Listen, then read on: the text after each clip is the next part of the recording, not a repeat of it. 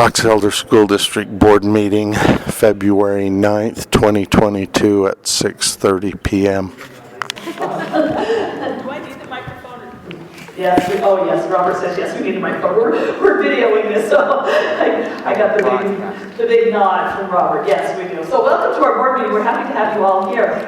It's nice to come to a school sometimes to meet and see. And I don't know if many of you have been able to come to Sunrise High School, but this is a beautiful building, and we appreciate Principal Jackman, I was going to say Jerry, Reginald Jackman, for setting this up and getting it ready for us. So we're going to start by having our reverence by Carrie Greener, and then our flag salute will be led by Sean Robinson, our student board member, and then we'll turn the time over to Tiffany for some recognitions.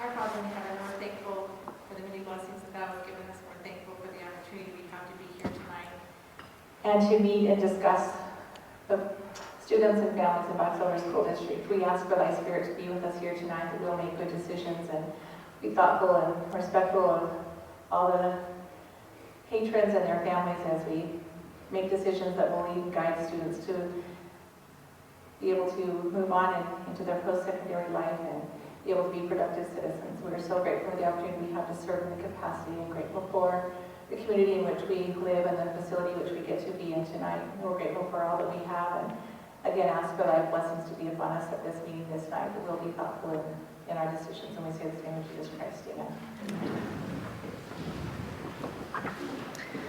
Amen. Would everyone please join me in standing and saying the pledge? I pledge allegiance to the flag of the United States of America and to the republic for which it stands, one nation, under God, indivisible, with liberty and justice for all.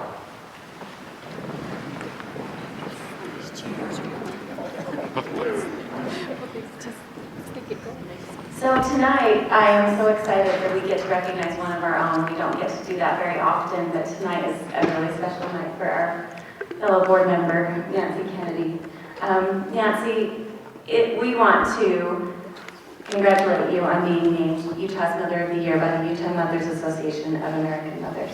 Congratulations.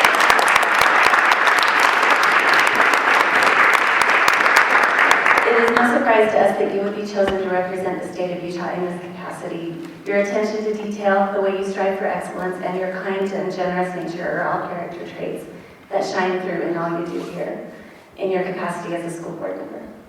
The experiences you have had and leadership positions you have held have given you knowledge that is continually helpful as you share information and opinions with the school board as we work to do what is right for students and employees of our district. Congratulations, Nancy. We are so happy for you. We hope you know that we appreciate you and are cheering you on as you represent the state of Utah at the American Mothers National Convention. Good luck.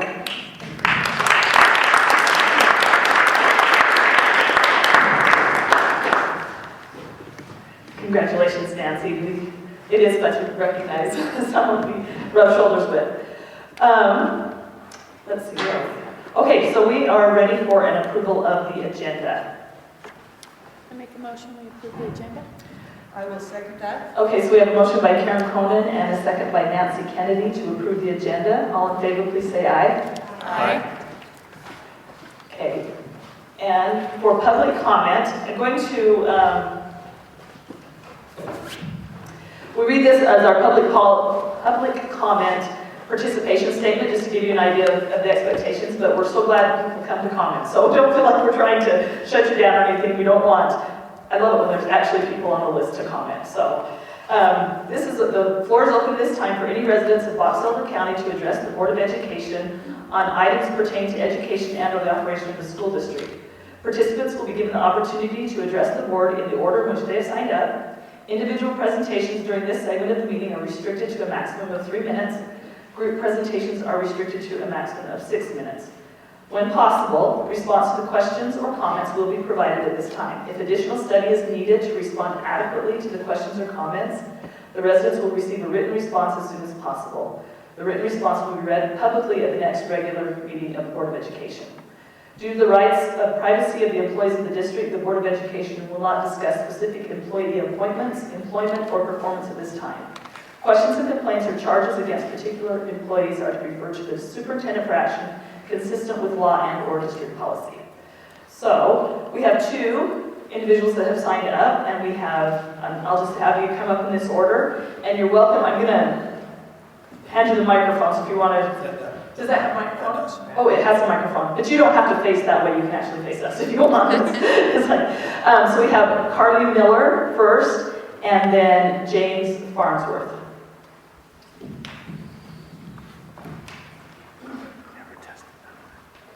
Should I just sing this? Yeah. Okay, so I'm Carly Miller. I'm here as a part of the Bear River softball team. And we came here tonight to address the concern we have with the policy 5045 student and staff memorials. We recently had a very influential and inspiring coach pass away from COVID, Stan Haramoto. Coach Moto helped shape the Bear River softball program for 29 years by simultaneously influencing hundreds of girls and people. Policy 5045 states, memorial plaques, mock headstones, etc. are not to be placed on school property, and memorials by school and sponsored groups during school-sponsored activities or during a school day are not permitted. We would like to ask the school board to consider a proposal of changing and possibly amending this policy. We feel as a team and part of the Bear River community that there have been many cases in which paying tribute would be appropriate. We understand this policy's reasoning, as in some cases it may be inappropriate to memorialize death, but we feel in this instance we have permission from Coach Moto's family and it is okay. We would like to do 2 simple things to honor our amazing coach this year.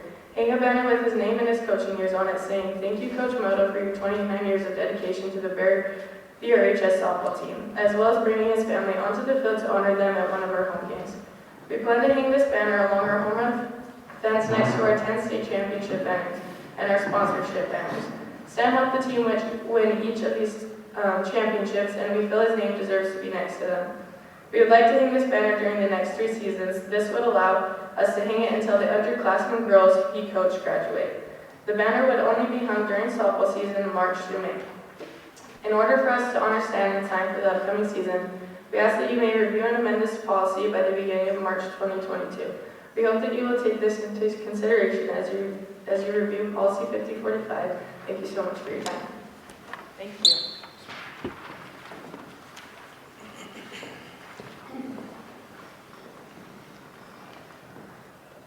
Good evening. My name is James Farnsworth, and as a parent of a Bear River high school softball player, I want these girls to know that I am extremely proud of them and their decision to come before the school board with the intention of seeking an allowance to be able to show the much deserved respect and appreciation to their coach, Coach Moto, this season.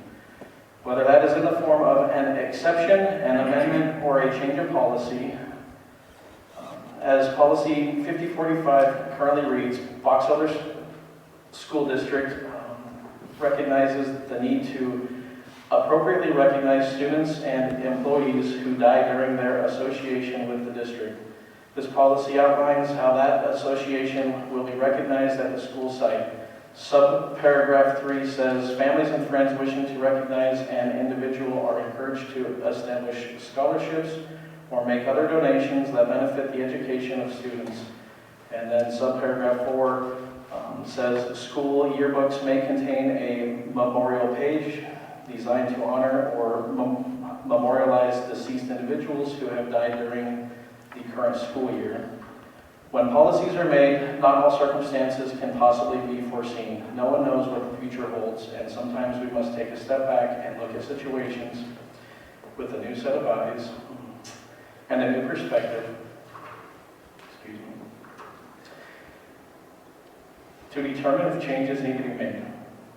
I believe this is one of those times.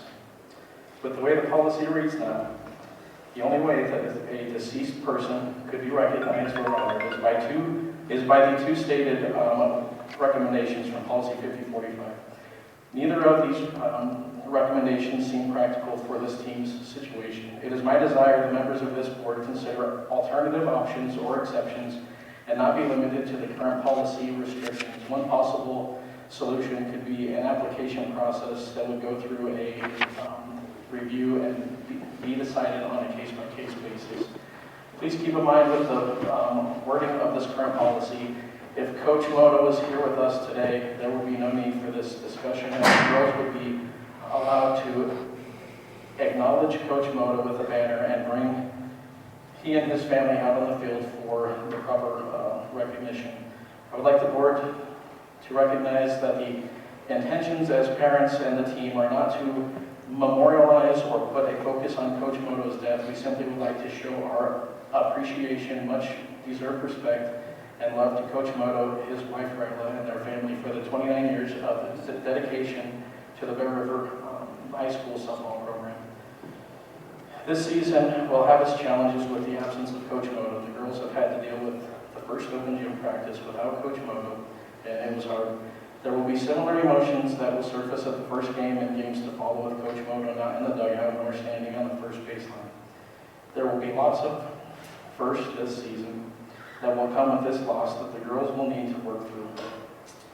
We feel that the healing process will be easier if the girls are allowed the privilege to show their respect and honor for him. Please consider the emotions of the girls as you make this decision. Coach Haramoto had a genuine love for these girls in the game of softball. The girls learned a lot from Coach Moto about the game of softball, but more importantly, they learned the lessons from him that will influence their lives forever.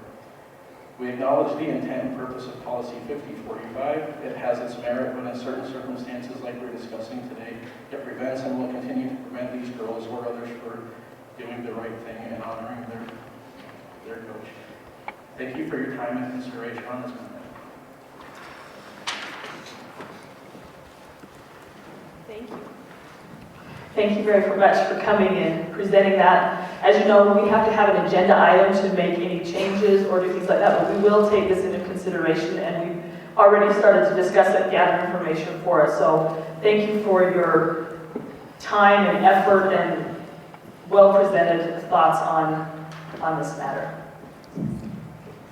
Just FYI, our next board meeting is March 9th, and so I know that, I don't know when your first game is, but at least that'll be certainly during your season if, decisions is made. And so I just can't help but say thank you. This is a very nice way to approach it and just show some real maturity, and thank you so much for what you did.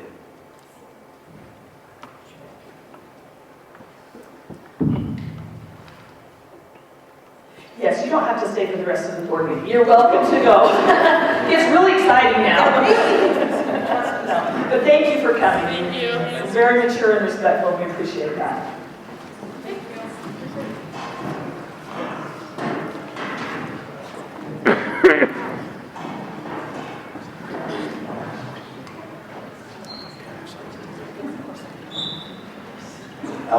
If I could have those two gentlemen sitting in the back stand up for a second.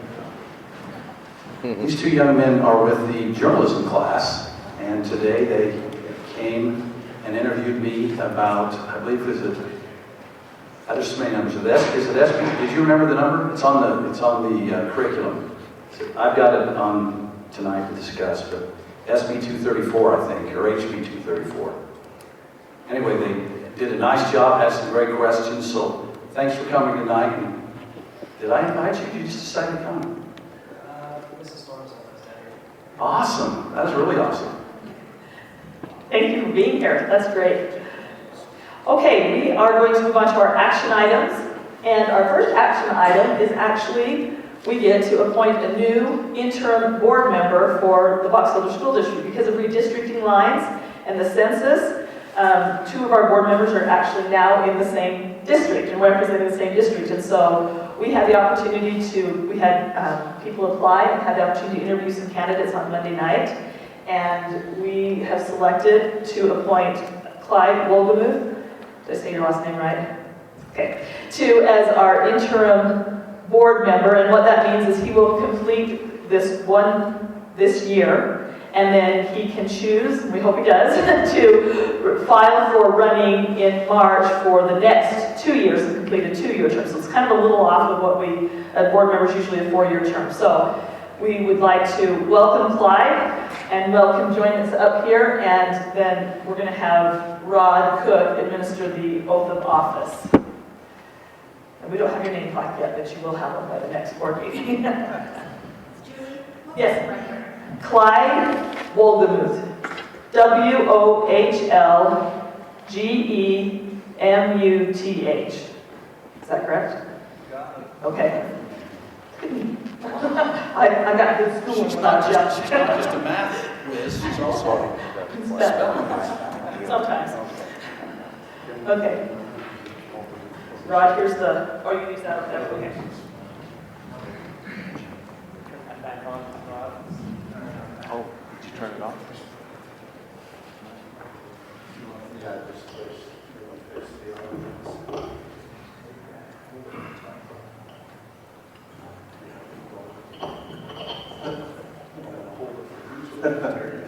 Okay, if you raise, well, you need to raise it right now, arms square, if you figure all this out. If you'll repeat after me. I do solemnly swear. I do solemnly swear. Or affirm. That I will support. Obey. And defend the Constitution. Of the United States. And the Constitution of this state. And that I will discharge my duties. Of my office. With fidelity. That's good. Thank you. You all can find the switch there. Yeah.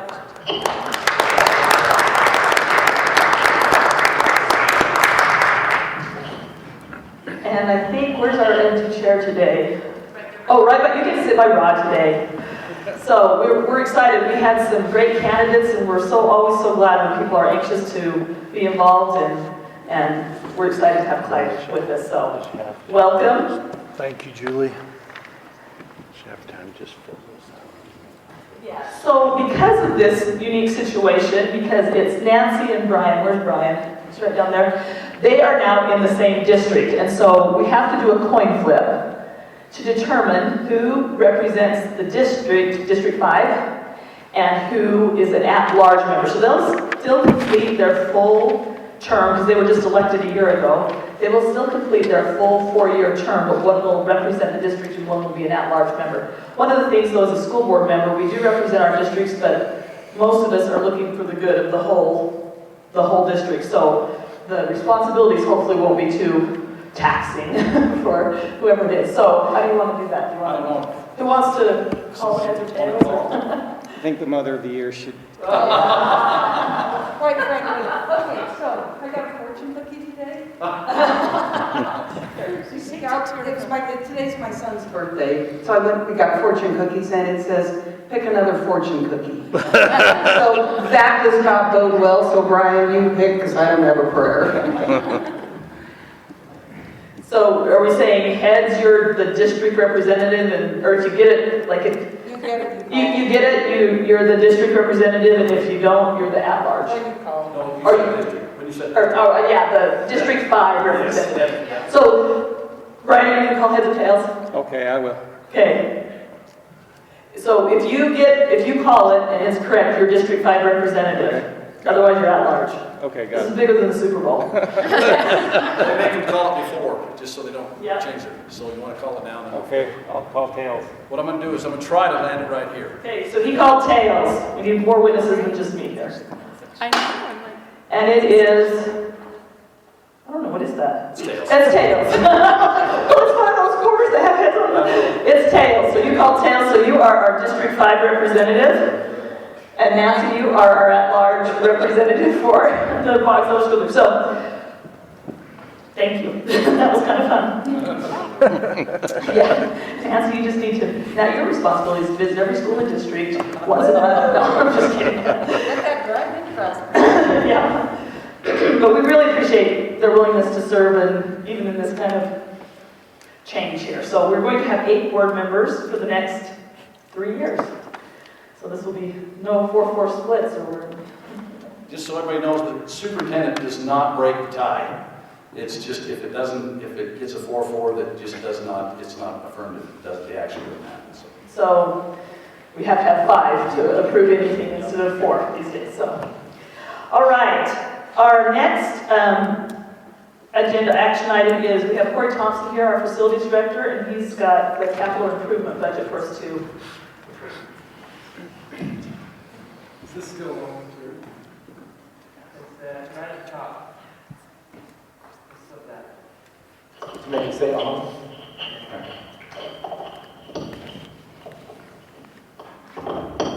Okay, so in your board packet is the printout that you see up. You see, yeah. So this is the overall proposed capital improvement budget for the fiscal year of 2023, which would be starting July 1 of this summer. And it's color-coded and has a letter according to what we've categorized it as far as extreme need, a high need, a medium priority, or a low priority. This is set up the same way that it was last year. Just different projects and different numbers in there. If you can scroll down to the bottom, and you'll see the overall total of just under $2 million. And our target has been over the past few years to try to keep it right about $2 million. That's what Rod has allocated out of the funding. Instead of me boring you with going through line by line, are there any questions on any of these projects or anything else within this round? I just had a question. What's a storefront when you're talking about store in school? What does that mean? So if you look over here, the big glass window and the doors and all the framing, the metal framing, that's a storefront. I had to learn that too. Thank you. That helps So so it's not a common thing. Okay, that helps. Thank you. And I think you're referring to the intermediate school storefronts. Yeah.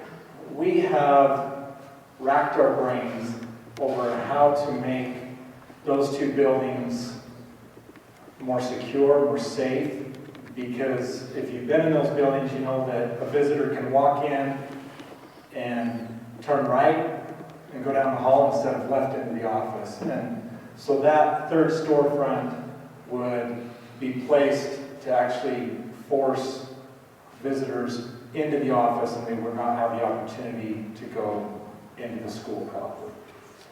So that's what those projects are. We have discussed. That's great. Are there any other questions from the board? I do have one question. Okay.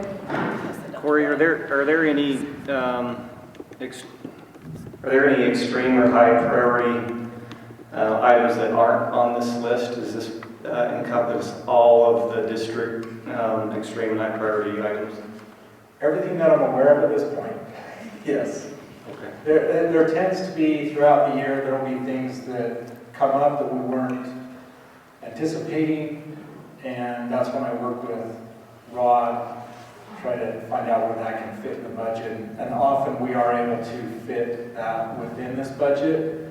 These are not bid amounts, these are estimates from the contractor. So once this budget, if you approve it, then I'll get with the contractor, they start sending these out to bid, and then we get the actual hard numbers.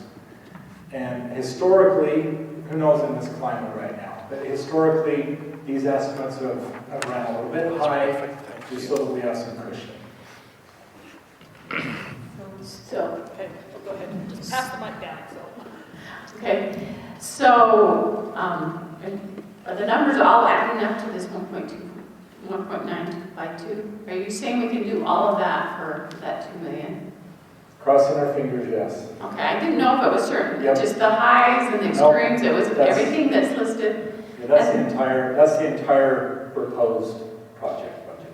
And then my second question is on the trees from that away, do we have a way to water those and keep them healthy? So that's another thing we've been racking our brains over. We have the property in Manaway, and we still don't have a clear vision of what to do with that property, but as you know, the best time to plant a tree is 20 years ago. And so we keep... What's the second best day? Yesterday. Today, yeah. So we know that eventually we're going to do something with that property, and trees are always a plus and a benefit. The dilemma comes, and we do have a water share there, we do have a water hookup to the city. The dilemma comes in that it's not just the cost of the trees, but now we have to hook up all the plumbing to get the water to the trees. We need to hook up some kind of a timer system. Otherwise, somebody's running up there all the time to turn it off and turn it on, and it becomes very labor intensive. So that means we need to hook up the electricity. So it's one of those things that kind of builds and builds and builds, and okay, now this, now this, now this. The other dilemma that I haven't come up with a good solution yet for is, if you've been to that property, it is pretty much a blank slate. If we start with however many trees and we put tree rings around them to water them, now we're going to have grass that keeps, and whatever natural vegetation is going to suddenly start sprouting and growing. And then, are we going to go up there and mow it? Are we going to weed eat it? We're still trying to figure out those things, and so... So I just don't want to put $20,000 worth of trees without a way to keep them healthy. Exactly. So I'm like, does that $20,000 include Water system? It would have to. Yeah. Okay. So I should have labeled it differently. It should have been improvements to that. Okay. Okay. Yeah. I love trees, but I know that they don't grow real well unless you take care of them. Exactly. Or just a curiosity question, I'm sorry, I apologize. I, for years, put in sprinkler systems when I was a teacher. And I've been curious, do they have solar? Is that a possibility? So a solar powered timer? Yes. That's a good idea. Yeah, just hit me, because I actually have some property in Bear Lake that I'm trying to figure that out right now. So maybe, could you do that homework? I will, that's a good idea. Well, this wasn't my question, but I live up on the hill, and we're going to have to take care of the deer problem, too. I've been feeding a herd of my own. So you talked about contractors on this. Traditionally, we've used our own people. Are all of these to the point where we need contractors to do these, or can we use our own people? So these are projects we would contract out. There are still things that we would do in-house. So for instance, at Box Elder High School, put LVT in the wing hallways.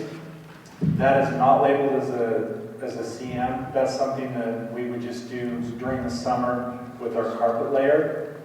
And then same with McKinley, replace the gym flooring. That would be our carpet layer, not our construction manager. There are things that go on a daily basis that comes out of a separate budget within facilities so that we can maintain the buildings. For instance, if we have some door hardware that wears out or breaks, then we would go and fix that. That wouldn't come out of this necessarily. And so these are all the major projects that we would have, and those would typically be contracted out. Our crew of 6 maintenance people, they just get so spread thin. There are some of these projects that they could maybe take on, as they have done some remodeling here and there, but when we do that, I've seen that the rest of what's going on in the district can suffer. So we just spread it too thin. Corey, I would think that we're eventually going to use that property for something. We don't know what yet. But being proactive, to put those things in now, will cost us some now, but in the long run, it will probably save us money when we we decide what to do. So I think it's a positive thing.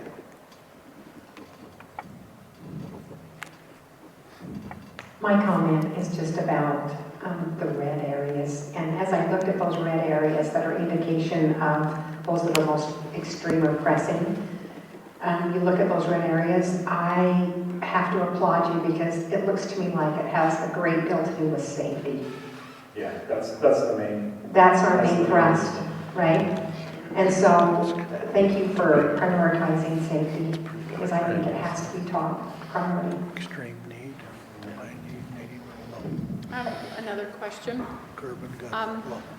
on the Bear River Middle School, the north curb and gutter, Yes.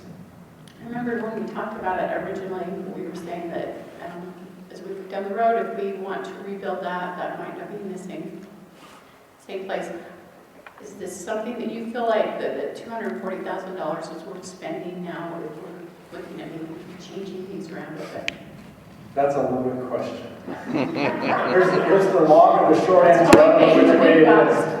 So before I came into this position, there is, if you're familiar with Bear River Middle School, there's a back drive that goes from the kitchen area straight north and connects with, I'm not sure what that road is. Is that 1,000 north? Okay, so when that was done, whenever you do something like that that creates an approach onto a city road, then the city has the right to require that you then do improvements along that roadway. And I'm not sure what all the history is with that, but that's why Matt Cutler came and talked to us this summer, in July, this last summer. And so that's when we went ahead and started looking at some numbers on that. It gets really complicated there because there are some utilities along there that would need to be relocated. There's also the question that I've posed to Garland City, but I haven't heard back yet, is, okay, we put curb and gutter there, which way do you want it to slope? Where's the water going to go? There's not necessarily a good drainage system there, or where we're going to catch the storm drain unless we take it all the way around to the southeast corner of the parking lot.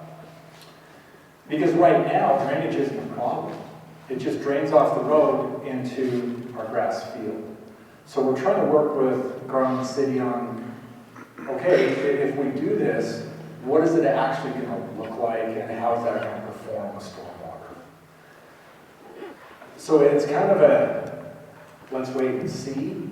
But whatever we do with that property in the future with Bear River Middle School, whether we rebuild or we remodel or whatever improvements we do to that, that would still be the property line with the road, and so I would anticipate that that could still become blended in with whatever plan there is. I think it's the city's responsibility. If we get the water to the curb, then they've got to take the water from there into the storm drains. But as our contractor was, because as I met with them a couple of months ago and put this to them to say, what's our estimate? They said, hey, we can look at this, but we don't even know which way a civil engineer would run the slope and drain the water. I'm just saying, if we do the curb and gutter, we shouldn't have to do the storm drain. That would be... Right, not necessarily us create the storm drain, but we'd always have to coordinate with the municipality as to where we would slope it, where they want us to slope it for that area. I get that. I just want to make sure that they're not asking us to put in extra. A storm system? Yeah. Stormwater system. Are there any other questions? Excuse me, if I could just, if you read the motion, it also includes portables. So portable classrooms are not part of this fiscal year budget, but on the, here, if you could go back to, so there was the recommendation, and somewhere in the technological communication, all the electrons, I guess, didn't line up or something, because what got in your board books wasn't the total file here. There is a need for portable classrooms in the district. I just had another principal approach me before this meeting. Help, we're exploding with students. So we have four portable classrooms at Foothill Elementary. And we would need to move those, crossing our fingers this summer. We're projecting that we would move those two to Box Elder High, two to Bear High. But those come with a cost, not only for the move, but for the new hookups. And then we're also projecting, as you've heard in conversations before, that we may need up to 6 or 7. And so that's what, Carrie, if you could scroll along the plot, clear over to the right. The last one on the right. Yeah. Don't let this number scare you. We're going to do what we can to try to let that number be less. But I've talked with Rod on that. Last year, we purchased a couple of used portables. We can look into that option again. It does save us some money. The other option is that we would build these on site. If you purchase a used portable, then you have to pay the moving costs, which can be around $10,000 for the move and the permits. So that's where this comes into play. I wasn't sure, as I talked with Rod, we didn't feel like it necessarily needed to be two recommendations to the board, but it all does fall within facilities, but it would be a separate line item. So I didn't know if there were any questions on that or discussion. I just wanted to stop you before that motion went so that was clear. I do have a question on it. So you're telling us the 109 million, or whatever, the 1.9 million was a screaming deal. That's the way out of this one. Yeah, I wasn't trying to bait and switch. Okay, it was just an additional. So those 4 portables at high school, are those, is that surprising to us, or are we anticipating that being a permanent expansion? We're going to have to start looking at adding on to the high schools, or is this, do we anticipate this a temporary? Do we have an answer on that? So I would. I can answer that. Yeah, go ahead. Right now, we've been watching the bubble as it's gone through the grades. And it was, when I came here 5 years ago, it was about 6th grade, 4th, 5th, 6th grade. Now that bubble in population is hitting the high school. And it, right now, even with the growth that we're experiencing, there's still, when I was first counting, there was a pretty nice bell-shaped curve. The kindergarten had 900 and so, about 900, and the seniors had 900, all the way up to 1,000 up in that sixth grade area. Now, that's kind of become moved across, and still our numbers in the lower grades are still smaller, but that bubble is hitting the high school. So right now, with current numbers, we need to make that clear, we think that's a bubble that will move those portables away someday. Is that fair enough, Corey? That's the hope. That's always and the I know there's growth, and we don't know, but that's right now what we're doing. Yeah, and some of these portables that we're projecting we would need, in addition to what we have now, would be program expansion. So as you know, as you're moving dual language immersion Spanish into North Park, then that means North Park would need additional classrooms. So some of that is for program expansion. Century, being in the middle of the two ends of the county, it kind of has to take care of itself, and it is full. They have no room in the building. They're using every available space, and so that's why we have a couple of portables that we are anticipating we would need to move there. And Discovery has been told that they're going to end up with 4 sections of each grade level, so that's why they would need additional, probably 2, in addition to the 2 that they have right now. So the moving wouldn't be very far. So if you're moving them to Foothill, it's not like you have to take them to the north end of town. these four that are. Yes, so we would, our plan right now, because we could move those this summer. If we were to purchase used portables, we could potentially move them this summer and maybe have things up and running in the fall. But if we were to build those portables new, now we're looking at probably 6 to 9 months out of lease. So when you move a portable, you can move it 6 inches, or you can move it 50 miles, and the only difference is if you move it 6 inches on your parking lot, then you don't have to pay any permits on the roads. But as soon as you take it out on the road, if you move it 2 blocks or across the county, it's going to be the same. Relatively the same. There might be a little extra time that the highway patrol puts in for escort duty, but as far as the permits and the cost for the mover, it's going to be the same. So Corey? Yes. And maybe the superintendent might talk about this when he talks about the legislative update. We've been hearing that there may be an all-day kindergarten, and that will further make the problem a little worse. That gives me nightmares. Does this take into consideration that? This does not take into consideration all-day kindergarten. If that were to be put in place and we were required to provide every kindergarten student all day, I don't know exactly how we would address that. We would have to move in more portables than what we have projected right here. And typically you don't like to put kindergarten classes in a portable, so that would shift the whole dynamics of a school building. We are not the only district dealing with this issue. When they talked all day K, the entire jail seemed to be deep breath and try not to cry. And I'm not placing any kind of opinion on all-day kindergarten. As far as a facilities perspective, it would cause some major scrambling as far as how we would house everybody. Currently, the way I understand the bill is it's not for everybody the first year. It becomes volunteer to see if more people want to do it, and then it expands, I think, for 3 years. So it would be problematic next year, even with that volunteer phase, I guess.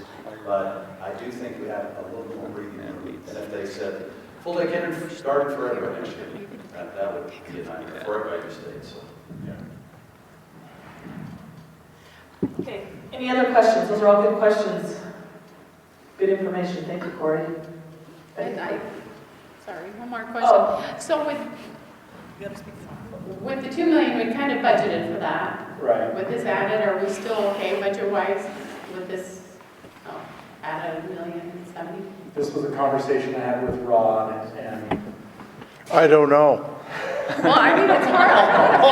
I'm hoping, I believe, well, it's way early right now. We haven't seen what the legislature's going to do. The legislature has $250 million they're talking about sending out for buildings.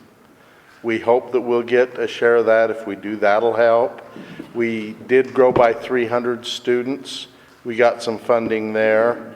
So I believe that we will, but that's... Is that coming this year's budget, or is this part of next year's budget? This is all next year's budget. And so that's why I don't know. Here I am trying to project what's going to happen next year, starting July 1. And we haven't even finished the legislature.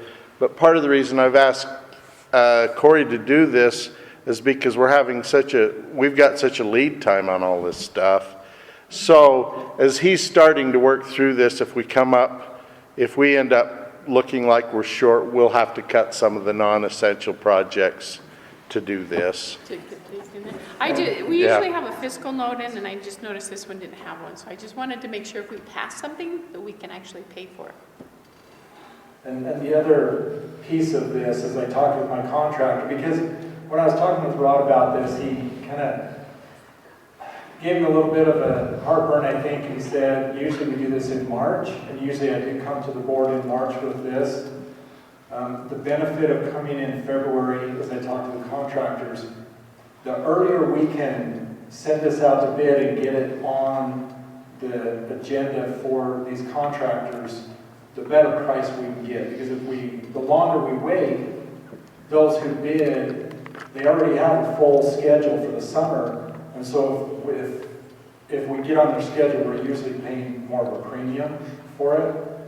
So we get maybe a little bit ahead of the lead times and a little bit better price on the bids. That's the hope that we can do. I'm sorry, I didn't mean to scare you, but there's always that risk. You're always I'm always trying to project out that far, but there are a lot of things that I think will make it so that we can do this. We're still a little slow on some of our building projects, and so I think we'll have the money next year to do these things. And we may get a bump from the legislature. So. Well, and one thing, they talk that there's this $250 million that the legislature has identified for buildings, but we've had 4 or 5 senators all say, and I'm going to use $250 million for my project, and they're all talking the same pot of money. So there's several bills and proposals out there using this money that has been targeted specifically for building, and everybody's got a good idea. So Corey, are we then approving mainly the amount, and if some of the projects increase, then some of the other projects will fall out? So we're not necessarily saying that for sure all these projects will happen. Right. We're saying we'll make them happen up to the amounts of that you're proposing tonight. Right.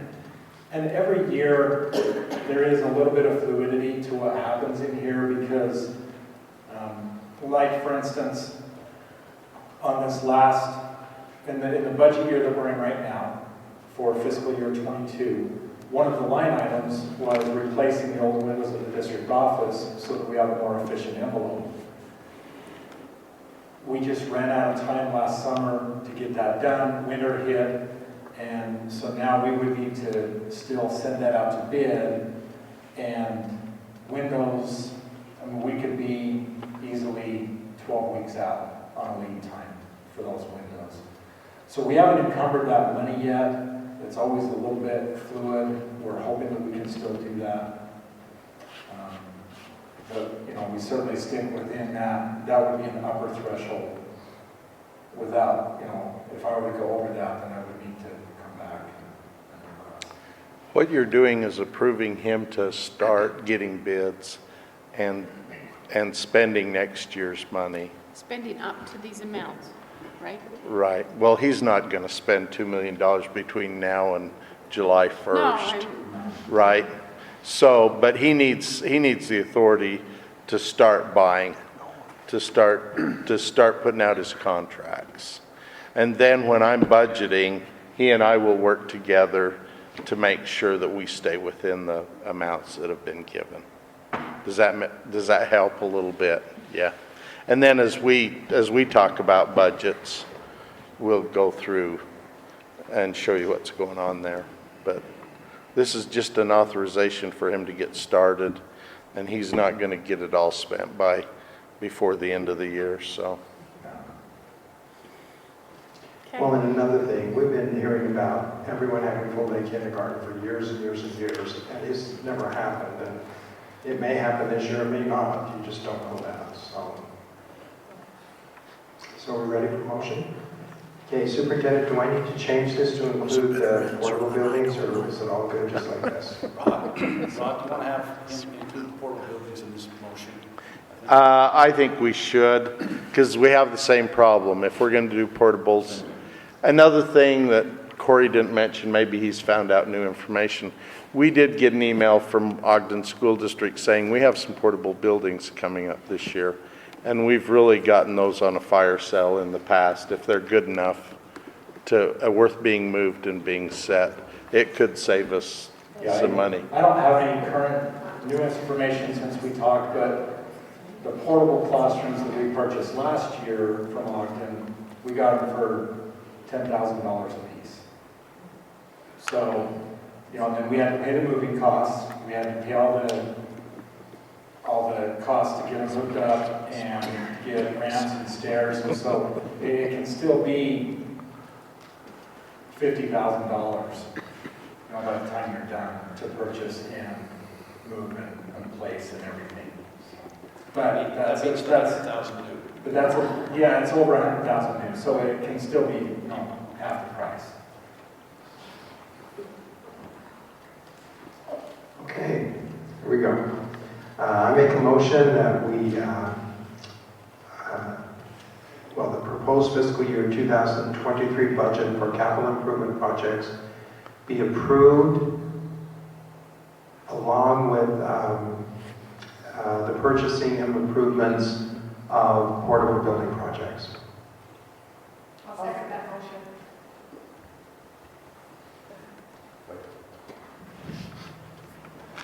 So we have a motion by Wade and a second by, who did I hear? By Connie Archibald to the proposed fiscal budget for 2023 year for capital improvement projects and the portable classrooms be approved. Is that what everybody understands? Okay, all those in favor, please say aye. Aye. Any opposed? Okay, motion passes.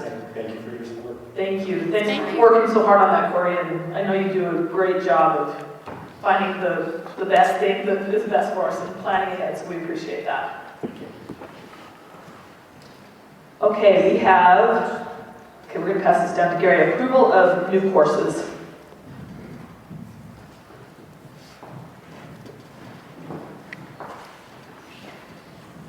I know we approved what I thought would be the only ones last month, but sometimes the concurrent enrollment classes sneak one in. So I have two recommendations tonight. First of all, English 2015. It's a Weber State concurrent enrollment. There's a process we have to go through with Utah State and Weber State to approve a class that's called the first right of refusal. Utah State gets all control over our concurrent enrollment.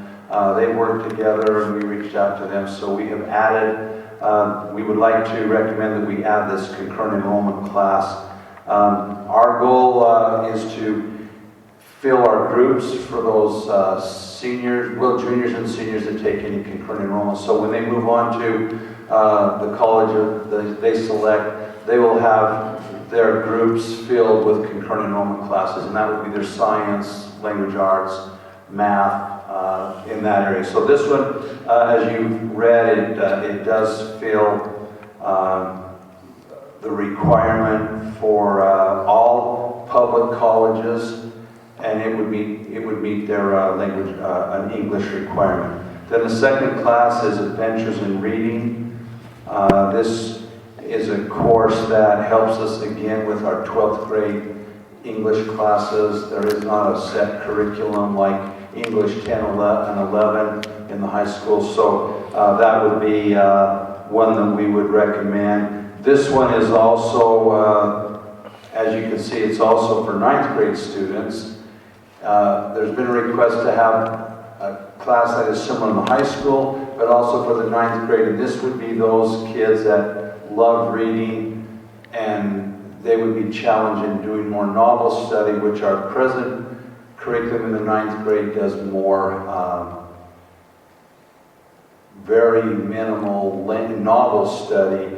It's more of the standards and objectives in the core, which would be more skills and standards that way as opposed to novels. So I would recommend that you approve the two classes that I've identified and recommended. I have a question. Any questions, Brian? Gary, under the financial implication, you have $30 admission fee and $5 credit. That's to the student, right? There's no financial implication to the district. Correct. That's what the universities charge. They charge a one-time fee for entrance, and that's really what would be standard. And then they pay $5, as it says, per credit hour, and that goes to the student. Correct. Any other questions? President, I'll make a motion. I make a motion this evening that we approve the courses as brought to our attention by Gary Allen and approve those for the coming year. I'll second. So we have a motion by Connie Archibald and a second by Brian Smith to approve the courses as presented by Gary Allen for this coming year. All those in favor, please say aye. Aye. Any opposed? Okay. Thank you. Thank you. So Gary, I was in reading, looking through the reading list, a lot of these books that they have were books my kids read in 8th and 9th grade. Book Thief, Fault in Our Stars, Hunger Games. It seems like it's kind of an ambitious curriculum as I thought it would be. Is that where they're working with kids where they want to be? All I know is that as we work through this and conversations, is they feel there is a need to read those novels, and they feel, I guess it's just like a classic, they'll still hold interest and are recognized as quality writing, and it's more for interest to be allowed to read. Our curriculum really does more excerpts. We try and focus on the standard trying to be taught as opposed to taking class time and reading an entire book. A great question. Let me follow through on that a little bit more. Like I said, knowing what my kids read further along with them, they seem geared more to the adult readers than more advanced. And when we look at these, the teachers make that recommendation, and I think they have a good curriculum and comfort level with those novels. Well, I was going to say, is this, I don't know that the purpose of the course is to be an advanced reading course. I think it's just to offer students who are interested in reading to get more of a full appreciation of a novel rather than, like you said, the curriculum is just that. So I'm wondering if that's why we chose that it's something that's... And I would think as they follow our procedure to introduce new novels, that this would change as new literature comes along. Great, thank you.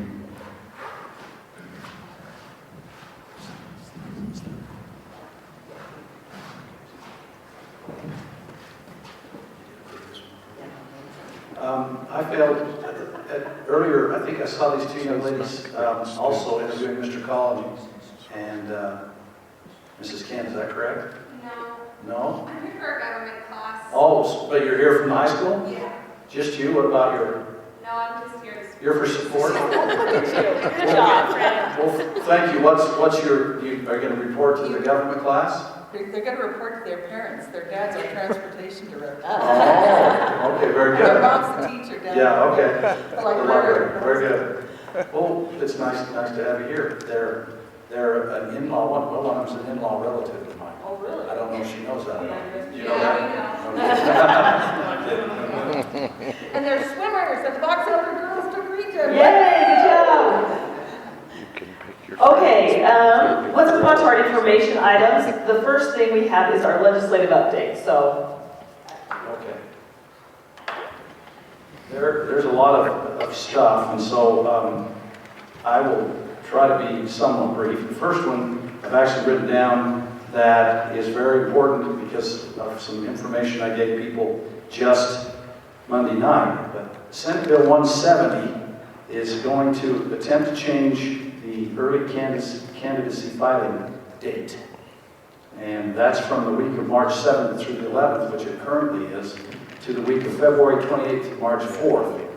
And the reason that they say they want to do that is because it looks like probably Tuesday the 8th, March 8th, is a caucus day.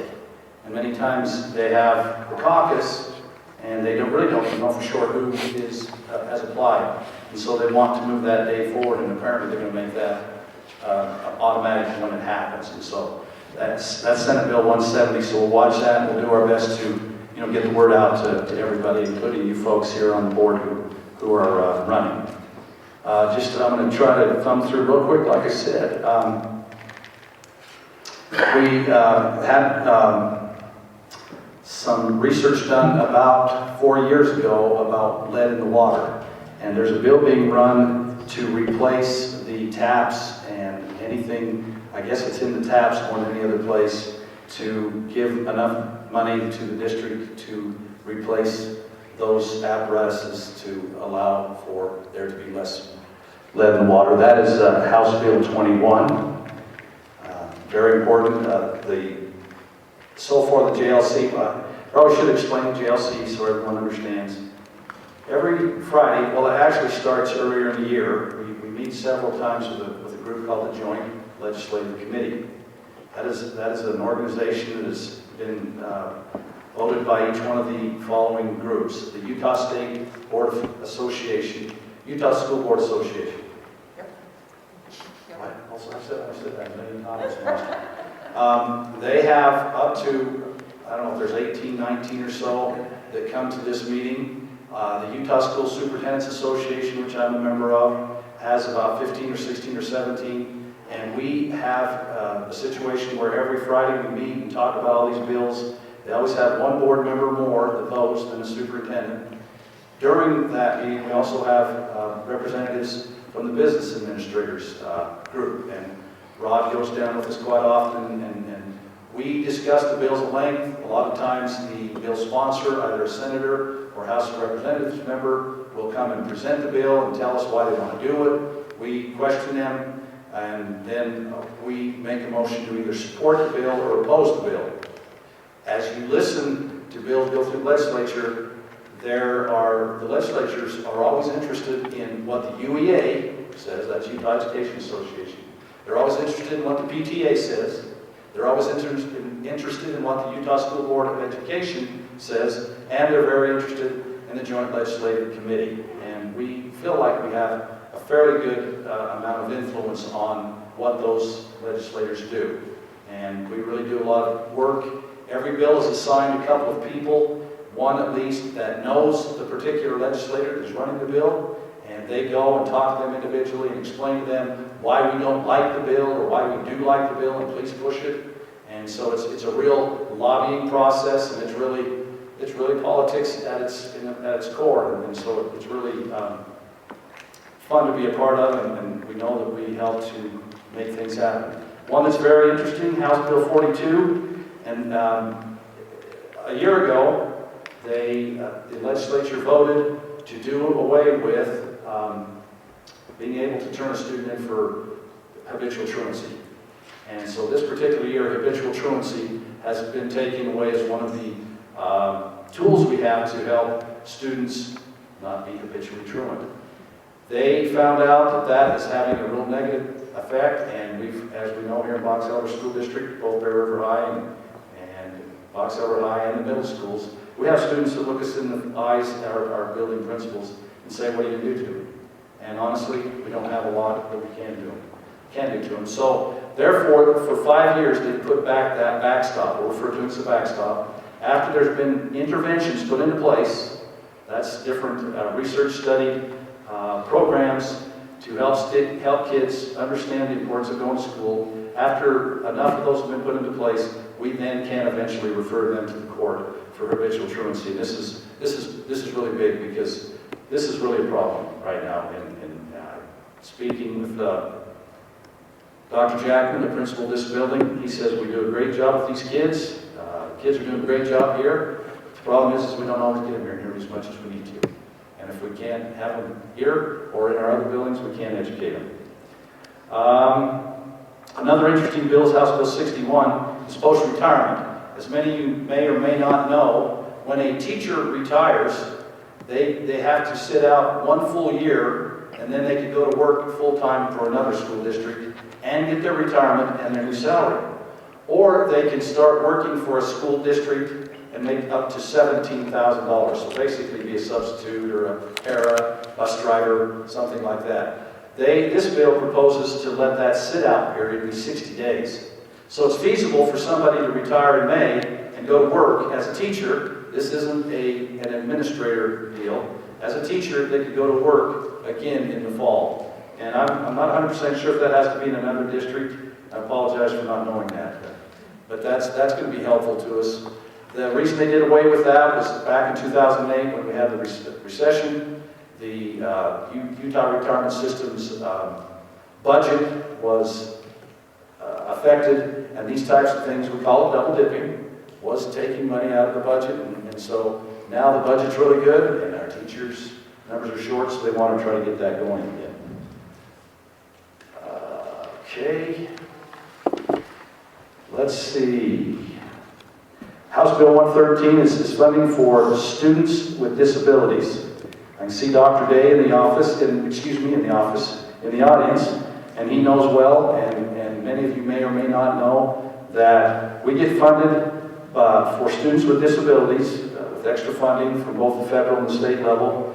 And they have a level that says we're supposed to have about 12% of our student body is students with disabilities, learning disabilities.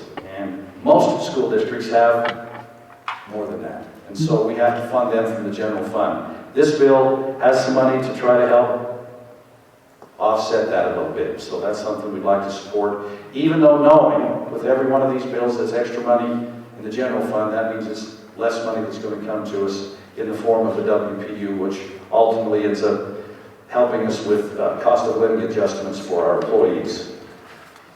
Let's see. House Bill 193 is the one we just talked about a few seconds ago, full-day kindergarten. This bill requires local education agency governing boards to provide full-day kindergarten options for a kindergarten student. So it's not absolutely mandatory, but it is an option to allow that to happen. And right now, there's still a lot of parents who like their kids to go to half a day because they want to transition them from being their babies to going all day. And so our hope is we still have quite a few of that going on. And all of these that I've mentioned are ones that the JLC that I mentioned have supported. Another one that, With options, does that mean we just would need to have a few schools that have that and parents would have to get their kids there? Or do we have to do busing to the... What is options? You know, right now, we're hopeful that it means that maybe each one would, I think almost, do all of our schools offer a full-day K right now, at least one? And we think... We have two at Century last year. We did get funding to add one more. And so the only site that had space for that was Century. So Century has 2 all-days. Moving forward to Golden Spike, there will be 2 all-days at Golden Spike. But we anticipate that we've got an increase in that budget for 2 years in a row. The first year there wasn't enough to hire teachers, so we had added additional para support. But then last year there was enough, and you can't just accept some of the money, not all the money. Like I either waive all day kindergarten or we accept all the money. And so it just makes me problematic when we don't know what they're doing, and just knowing that the last 2 years we have, and last year we have to get increase in the entire FTE and the para support for that program. So with what we have now, do we feel like we meet what the option requirement? No, I don't think so. I think we would have to We'd increase. have to add it. Yes. Give more options. Okay. Make it available so if Okay. people want it, you Yeah. have to provide it. Yeah.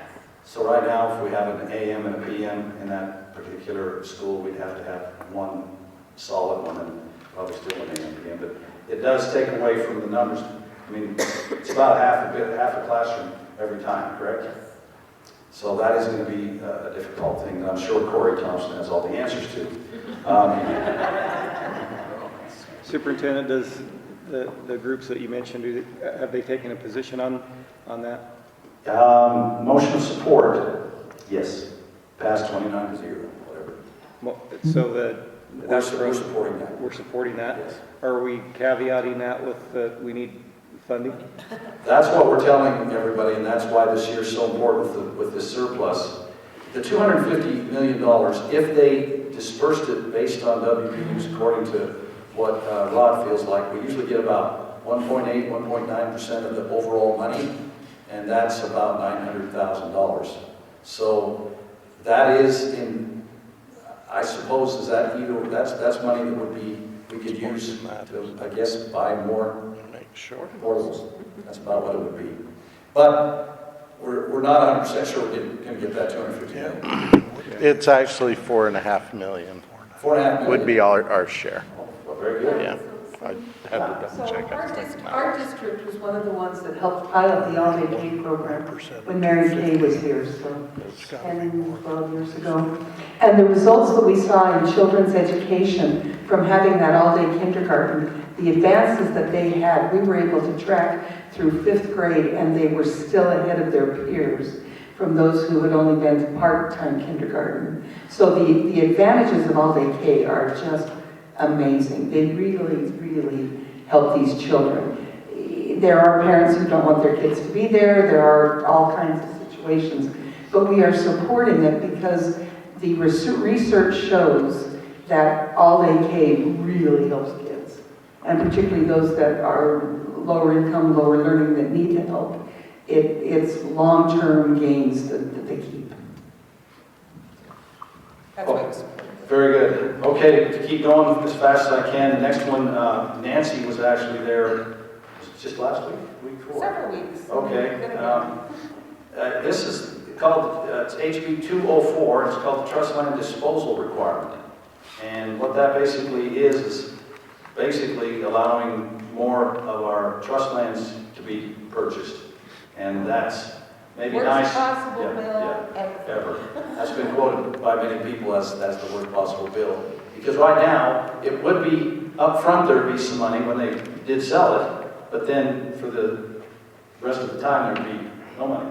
So, and they lease it to, mines, they lease it to farmers, they lease it to timber, all those places that the long-term money is better than short-term. We did oppose that bill. That was a nice 29-0 opposition.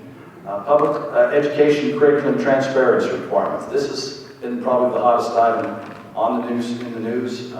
This is HB 234, and this is one that the UEA went out big time and has been really pushing. I've got even in my notes, hot. And so this has really been a big deal. This is where the teachers have to put up in front, I think in the summer, put up their whole curriculum. They have to stay by it. They can't, deviate. And so therefore, it really becomes onerous to teachers. And currently, we have disclosure statements. The kids our teachers have Canvas up, and so it's very easy to see what teachers are doing. And so this is really just a duplicative effort, and already we know our teachers are a fatigue point. Just add another thing on the thing is really not good. So we did oppose that 29-0 as well. I think it's looking pretty good. They're still working with the sponsor, but he's been pretty adamant, and so I'm hopeful that it won't pass because all of those organizations I told you about, UEA, So is that just yours? Yes. So this is currently circled, but there are several other legislators that have similar, so it's being held. It's being held, it's not moving through committee. There are several other legislators, Lincoln Fillmore and all, that have similar proposals in place, and we're trying to work through those and see if there's one that works better. Our concern with this just being circled is that the last day or two of the session, they will bring it out, run it through, and we won't have any chance to really combat it. So the fact that it's circled does not mean it's dead. It just means it's in a holding position, but can come through. But there are some others that we're trying to find out if their plans are more workable, but it's tough. Very good. Okay, to go on, this is one I believe our board will appreciate. This is not a law or a bill, but it's House Current Resolution number 8, acknowledging the completion of board governance training. So basically what they're saying is they're, as a House of Representatives, sending the bill to the Senate to just say thank you to board members for getting their master board certification and showing how interested they are in becoming better at what they do. So I thought that was a nice little gesture by the legislature. SB 78 is going to be an interesting one to watch. I don't think it'll affect us much because currently, as of tonight, we are the largest school board in the state of Utah. But there is SB, Senate Bill 78, which is looking at expanding the number of school board members depending on your size. Currently, right now, all school boards who have student populations of less than 10,000 have 5 board members. All school board members, all school districts who have populations more than 10,000 have 7 school board members, except Box Elder School District. And they are talking about, at certain, maybe 20,000, you go up to 9. At 30,000, you go up to 11. And I think some of that is still in the works, but I don't see that because we're right at that, we just passed 10 a while ago, we're at 12,000 kids. I don't think it'll get to 15, so I wouldn't suspect this will be a factor for Box Elder for a number of years. If in fact it did pass. We did support it because I guess they feel like the more representation there is, the better. And I believe, unless somebody's got a question or two, that's the ones that I circled right now. So do any of you get the tracking sheet for what's going on? I thought it came. I will send that. She sends that, I thought, to all board members. I'll send that to us. Every Monday, Yeah. she sends that out for our decisions. And it says, I will make, why don't you check your spam? It will come from Lexi Cunningham. I think I saw some. Oh, I think so. yeah, It was. Was not. It was not. Oh. okay, so maybe we'll have to double check. And I thought they sent it to all board members. I thought, I'll forward it when I get it, but I thought Could you you did. put your Some, vernacular on it so we can understand? okay, I'm just being superintendent. I'm just like, some of those things, it's like, we need interpreters. It's nice to have when you contact your representatives and your senators, and all of you should have them on speed dial this time of the year. Because there are things that do impact us and do affect us, and maybe not our district per se particularly, but statewide. And so if you can just let Matt and Joel and Scott know where we stand, and they prefer text, they like to know they're local, and just say, hi, you know, this is Julie from Box Elder. I am opposed to this for the following 2 reasons. Keep it short, keep it sweet, and offer to take them cookies if they vote against it. I've sent a couple of texts to them so far, and you know, on those bills that I've said are really hot, so. Well, will you let us know on the ones that are really hot that you want some? Okay, Yeah. I'll do that. I'd love to do that. I mean, I'm willing to do it, but. Yeah, you just got to know which ones, yeah. And I will tell you just publicly that Senator Sandoval had last year the highest rating in public education votes. What that means is he supported us, and Representative Ferry was extremely high with his as well. So we have very supportive legislators up here. Well, no. Just, if any of you want to track what's going on, it's le.ut.gov, and that takes you straight to the legislative page, and it will list at the top bills, current bills, and actually you can go back and go on the history of bills, what was presented in previous years. Legislators, you can see where the legislators are. If you pull up a bill, if you click on the number of the bill, it'll go in and it will tell you kind of a brief synopsis of the bill. On the side, it will be a picture of the representative or senator who is sponsoring it. A lot of times there are 2 sponsors, and you can click on that, see where they're from, what their situation or circumstance is, why they're interested in this. Are there links to their contact information? Oh, yeah. So le.ut.gov is essential for these 45 days.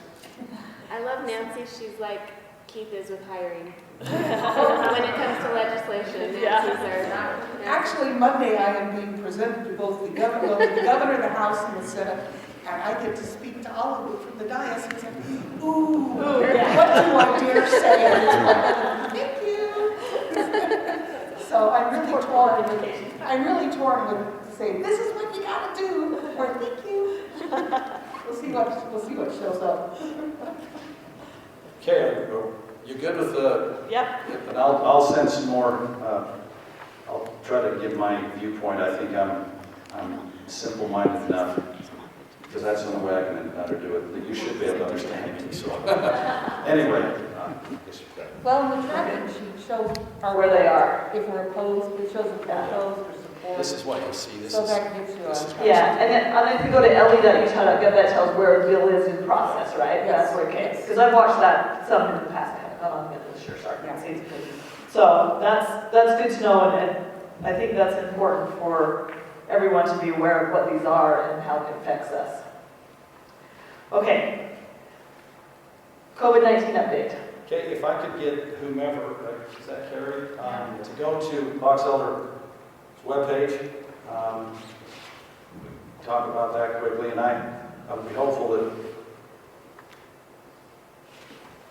most of us know when you scroll down just a little bit, the very first thing is our school COVID report, and Keith today, I didn't excuse him, and I apologize for that, but Keith had to take off last night because today he is at SUU interviewing for a new recruit for teachers, and then tomorrow he'll pick up and be at Dixie. Is it still Dixie State? whatever the university in Central, he'll be interviewing there. He's had good luck down there talking to those southern folks into giving us a good look. And so he generally would be the person controlling that. And he did, that second one down, Carrie, please. He just updated that yesterday before he left. And this is surprising numbers. There is a dilemma in that we only have the numbers that are official, that are turned in to doctors, to the health department. But if you look at that, that first column is students, and the other column is teachers. And so, Yeah, 0 teachers. at least, and we realize there are teachers that are sick, that aren't getting tested. Just yesterday, we were able to send home with our principals, from principals meeting, tests that I believe there's 2 in each box, each little box, and they can give it to an employee to be able to take it home and see if they have COVID. But still, the problem is it's not official that we put it down here. Earlier we heard, and yesterday Mr. Morris told us that he had 93% attendance. Yesterday and today? Since last Wednesday, we finally returned to pre-COVID attendance levels. That was our average the year before COVID. Now, 3 Mile Creek might be some unique bubble in this world. I don't know. But that's we were sure at is. 84 and we've been averaging 90 during this school year. But since February 1st, pretty much, we've been averaging 93. And I do think we've been, might have been short 2 days ago of a full sub fill rate, but I think for the most part we're doing much better than we were earlier. And so I'm not saying the pandemic's over, but I think in Box Elder County there's just a titch of a lull. Let's just pray that that means something. And so other than that, we were all busy today. We always have our Wednesday meeting with Bear River Health Department, and none of us, including Bonnie, got to go to that meeting. So they usually send us something after, so I'm not sure if there's any breaking news today or not from the Bear River Health Department. We always have that 1 o'clock meeting on Wednesday. So any questions from the COVID-19 report? Okay. That's good. That's good news. I've been checking those numbers, and when they do those at-home tests, we count those in these numbers if we get them? Because in the email he said we could give them COVID, like time off, not even give them time off, so I wasn't sure. Early, we weren't giving them that, but I think we've since decided, hey, if you have a test, we'll give you 5 days. And I didn't get that update, but when was it? Was it last month, or was it? Keith said that we had spent $72,000 of general fund money on COVID sickness, paying subs. Yeah, for COVID, just for COVID. So you can see it has cost us some. And at the same time, I think I told you this last month, I'm just having a moment here, but there are teachers that are making $600, $700, $800 a month. If they put their name at the top of this, I'll sub for anybody. That means, though, they're prepping at home. But there are teachers that make, it's about 45 to 55 minutes a class. Some teachers make $50 to $60 during that time. So some people are taking advantage of it and rocking and rolling with it. Others, when we force them to do it, it takes away their prep time, which means they have to find time to do canvas work and prep work other times, which I think has been one of the more stressful things for teachers. Melanie, did you concur, and Bryce, from working with your folks in Granite? So I think that is one of the harder things, besides just the stress of keeping kids caught up that are sick and those types of things. That's good. My daughter was going to come here and do public comment on virtual learning, but she didn't show up. She's 12. Well, Ryan offered to bring her. She's like, oh, I don't want to now. So she talks big at home. But, okay, board committee reports. I don't think we've had any board committee meetings since we last met. I think. Oh, I skipped monthly financial report. How could I do that? Sorry, Rod. Monthly financial report. Let's pass that down to Rod. Thank you. I was just looking around, because usually when it comes to me, everybody's gone. But It looks like we've got the newspaper stayed here. Corey came back. Just a couple of things. I did want to say, we really appreciate Corey being proactive because he saw that the market is difficult, and so he asked if he could be on the agenda this month so he can get started on that. Appreciate you approving that. And then Clyde leaned over when I said I don't know, and the second answer, he says, the second answer was better than I don't know. So I'm sorry if I didn't invoke very much trust.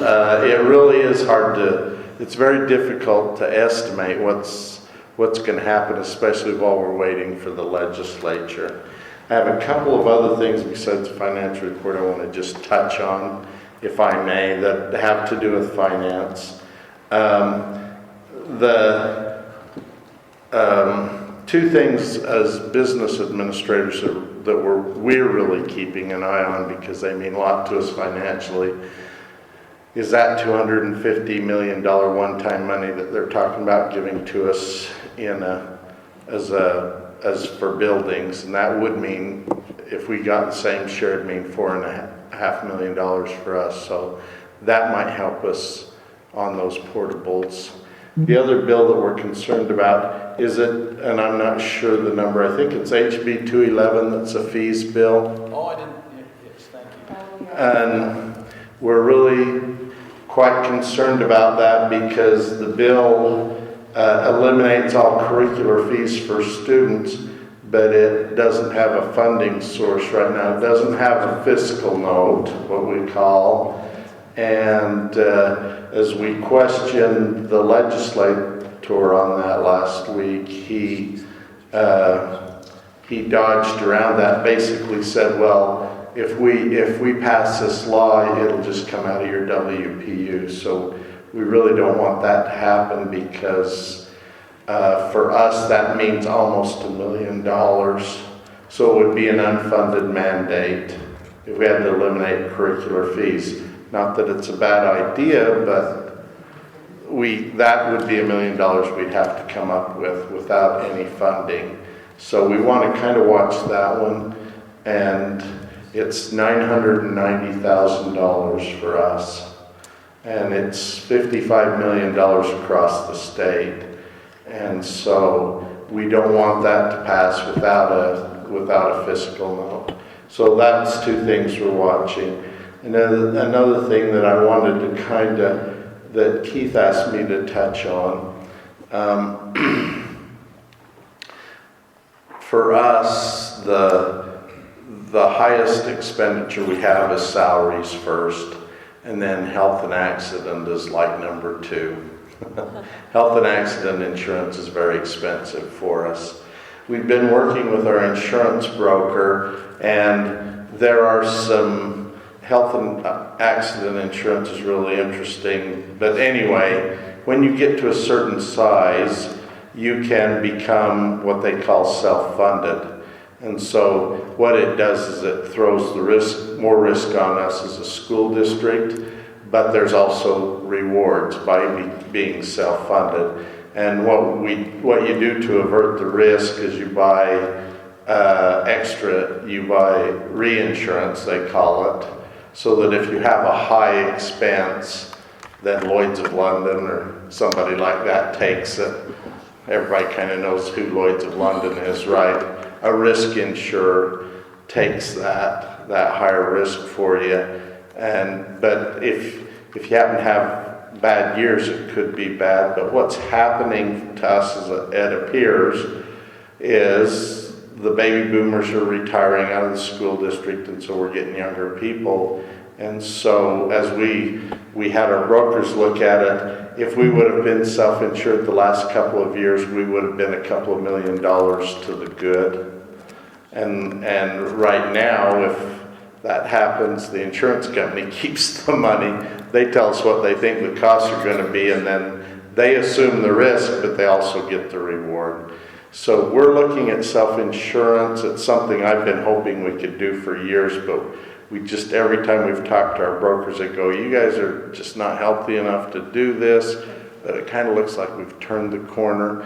And so Keith wanted me to kind of bring the board up to speed on that. As we have that discussion, we're going to work with our employee groups and everybody, but that is a potential for us to save some money. It also allows, the way the laws are written, it allows you to write some of your own rules and regulations to how you insure your group. You don't necessarily have to follow all the federal laws on health insurance, so sometimes there's some savings there. So we just wanted the board to be kind of aware of that we're kind of going down that road, and so that you'll know why and what we're trying to do. Rod, how long, would that be for this coming year? Would it be in place for this next fiscal year, or does it take a longer time to go down that road? We are hoping that we can start at the new fiscal year. Our insurance ends in August, so September 1st. We're kind of trying to shoot for that. And I've set aside we have gotten some rebates back from our insurance company. I've set aside some money to help cover that potential risk. And like I say, we've got our brokers looking at it. They believe that it would be beneficial to us, and so we're kind of relying on their expertise. Health insurance is complicated as can be. Rod, what's the impact to employees? Is there any impact there? It should. The benefits would be basically the same unless we chose, and we'd work with our employees on that, unless we chose to modify the benefits slightly. How about the cost? The cost to employees would be, there might be an initial bump, and we'd have to decide whether we're going to have the employees take it or us.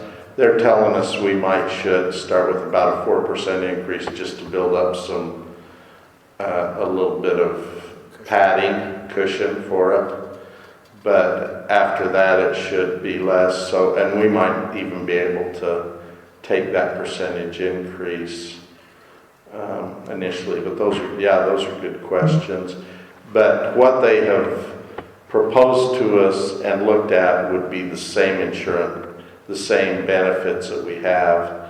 But rather than what really happens is you bid and hire like an insurance company to pay the bills, but right now they pay the bills, and if we go over, then they take the loss. In this system, they pay the bills, we pay them for paying the bills, and then we get the gain. We have to eat the loss if there's a loss, but we get the gain. And so we just pay the insurance company as an administrator rather than actually having to pay them the health and accident premiums. And so the premiums are always set. We're always going to pay so much in premium, but under self-insurance, we just pay what the actual costs are. And so if the costs are more, they can hurt us a little bit, but if they're less, then we get the benefit of that. So Keith asked me to talk about that just a little bit, so you guys are kind of up to speed. And then we're going to work with our employee groups and talk to them. To vote on yea or nay. Yeah, that'll probably be part of the budget if we decide to do it. Rod, would you share with them the story you told me about the one school district that they'd go over after they did this? Can't remember which one you said they put it on the backs of the employees to pay the overage for the couple of years. Yeah, well,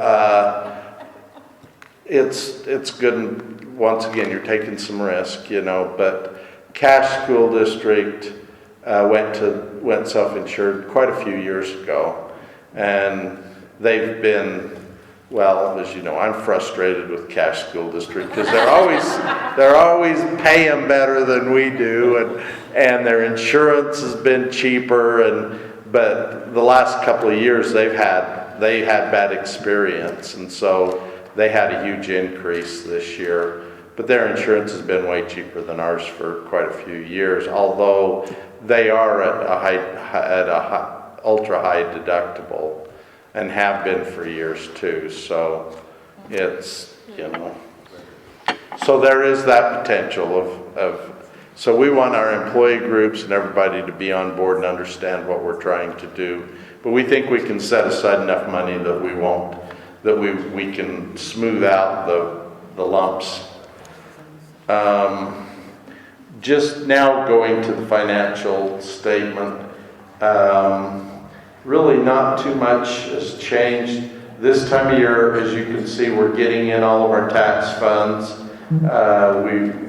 In M&O, we've received $21 million now. I've highlighted areas where I've under budgeted. Once again, with ESSER funds, I under budgeted in several areas because I didn't know how much money we were getting. And we've talked about those yellow lines, those yellow highlights. If anybody has any questions on that, you're welcome to ask. Didn't know we were going to put turf at the high school. That's a big overage. And then we talked about lunch tables. We had the same problem with buses. We pre-ordered buses because earlier than typically we do, because buses are lagging.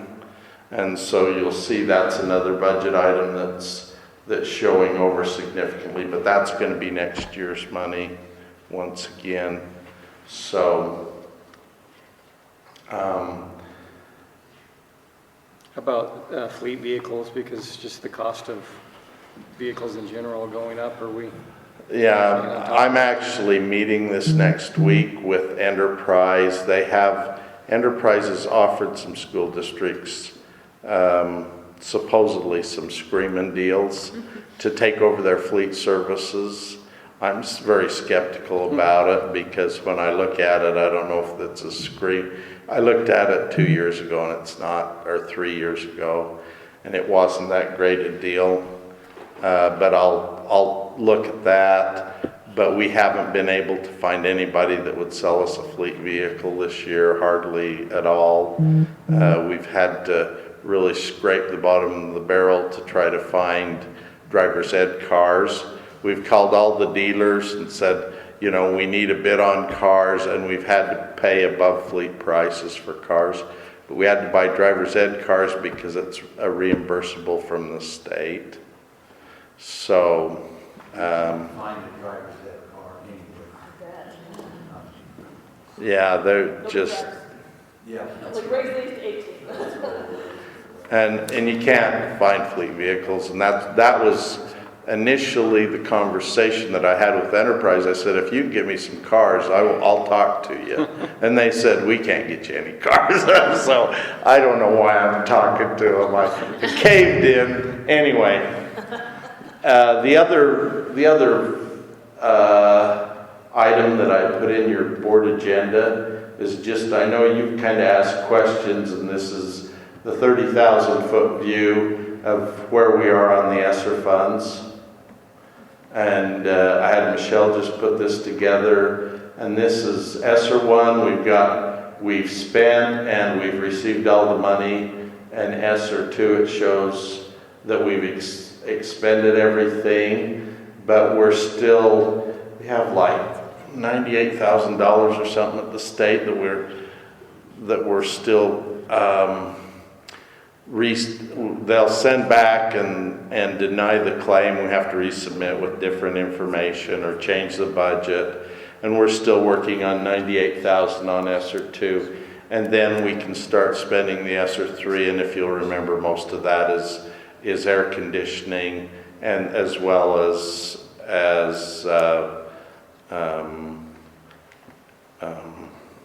lost learning, taking care of lost learning are the two biggies with that. So I thought you just might be interested. It doesn't tell you anything about what we bought or anything. If you want more detail, we can get that for you. But I just know sometimes you have people that ask you, you know, I heard the district got all this money. What the heck are you doing with it? So if you need more detail on what we've done, but we bought a lot of we've done PPE, we've added nurses, we've done a lot with lost learning on it. It has gone, you know, we haven't wasted the money. We've utilized it very well, I think, and probably Carrie knows as well as anybody. She's the one that put together the actual grants and things. So if you have questions, you may want to contact her. I've had a couple of ladies call me all hot and cold, wanting to know ESSER, what we're doing with our ESSER, and I explained it, they called one more time, and I haven't heard from them since. Yeah, I think that's one of the... entity trying to get people wrapped up. I think that's one of those things that's out on the internet, on one of the websites, and everybody gets all excited about it, but we've spent our funds, I think, very well. Plus, we found out that the county had funds, if you'll remember last year, and there was no way they were going to spend theirs, and we went after it, and we got an extra $600,000 from the county last year too. But it's all been well spent, as far as I can tell. I mean, there is nothing that I feel bad about what we did there. But so Rod, the superintendent talked about, you know, with the stress and the challenges of COVID and what teachers are faced with. Can this be used for those types of things? yes, and we have. And we have. Is there more that we could do there? The superintendent got a couple of love and logic. what are we calling it? A couple of psychological classes on dealing with. David Tran put together some videos, and we've sent those out. You know, that. And we paid for it with that. Also, I was going to mention, he talked about most school districts this year have not been paying for teachers when they've been out with COVID because the federal money stopped. That was a decision that your administration made to pay for it for teachers. So that is one thing we're doing for teachers that very few school districts are doing. My daughter's in Weber School District. She says they don't get paid if they're out. We're using ESSER for that? Well, we're using local funds actually because the ESSER funds got cut off at the end of the year. We couldn't use it anymore for that. But we had some leftover budget overage, some budget money, some carryover that we decided to put into that to try to help support our teachers. So there are a lot of things we're trying to do for teachers that you may not hear about like that. $78,000 worth of time off that we've paid teachers that if they were in Weber School District, they wouldn't get that. They had to use their own sick leave versus now they still get their sick leave they've accumulated. Yeah, in Weber School District, they have to use their own sick leave. So, you know, that might be something if teachers comment to you, that's something we're doing for teachers. Of course, it doesn't apply to all of them, but the ones that have been out, I'm sure have really appreciated that. That's teachers and contracted support staff, correct? Yeah. And once again, the superintendent could tell you about we did a bonus right in November, right at the 1st of December of $500. So we're trying to help teachers. We're trying to help them know that we appreciate all they're doing. But anyway, that's all I have unless somebody has other questions. Sorry it took so long. It's good information. Thank you. Any questions? We're all good. Okay. I do have one question on those ESSER 3 funds. We're talking about air conditioning. How soon will that be implemented? Where's the man? Oh, of course. Wish I knew. Wish you know. I'm still waiting to hear back from the state because the overall grant, ESSER 3 grant, there's a subsection of that deals with facilities, and we have ours filled out, but I have some questions posed to the state. For instance, the way it's worded, it almost sounds like it's an all or nothing, so if we don't get all the jobs done, then we don't get any money. And I don't want to be stuck with a $5 million bill. And And so I'm waiting to hear back on those questions from them. Okay, well, that's good, yeah. Okay. Well,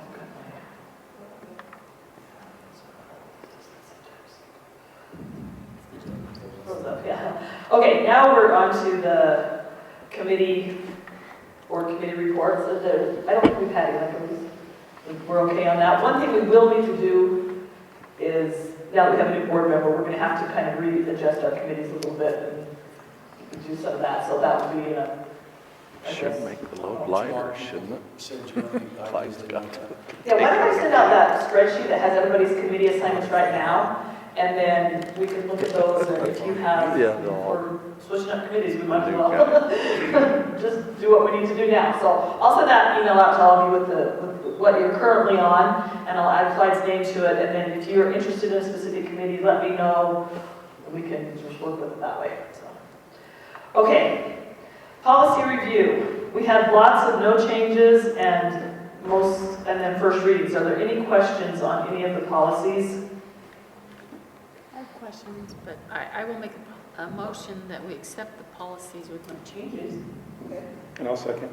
So we have a motion by Karen and a second by Brian to accept all policies with no changes.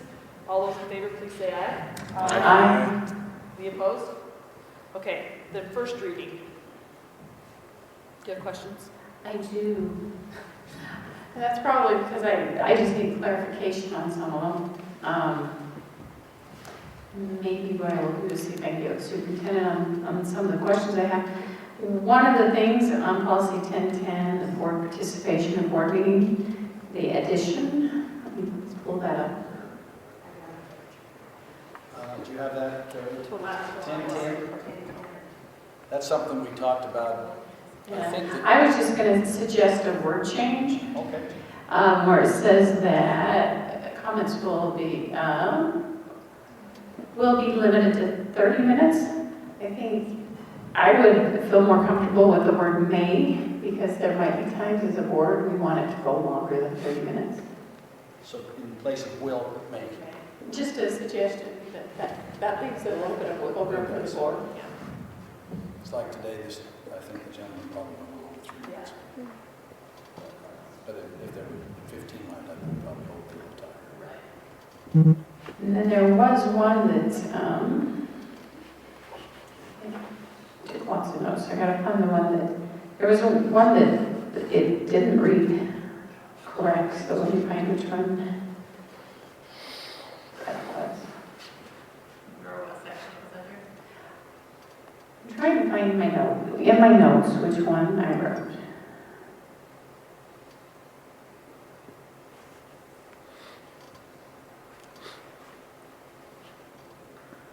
I'm thinking it was school-related head injuries.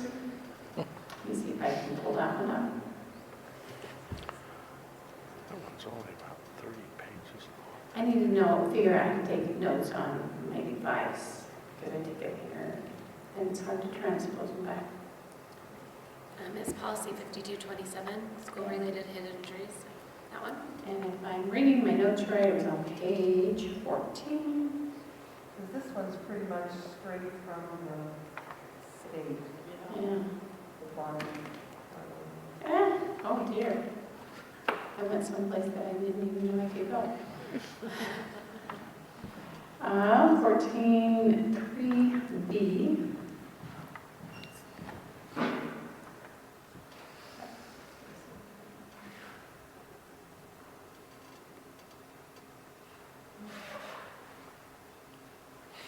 Oh, it's going to ask the parent to continue on 14 or 14, on number one. Yeah, that's where it is. We're missing a K.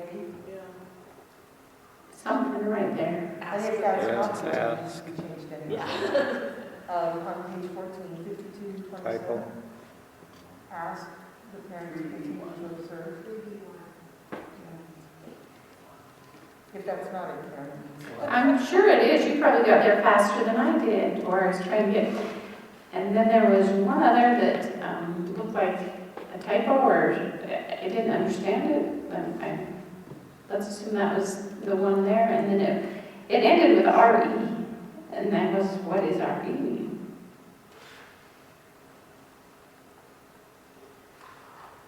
in this same policy? No, it was in a different one. I'm trying to find out where I put it.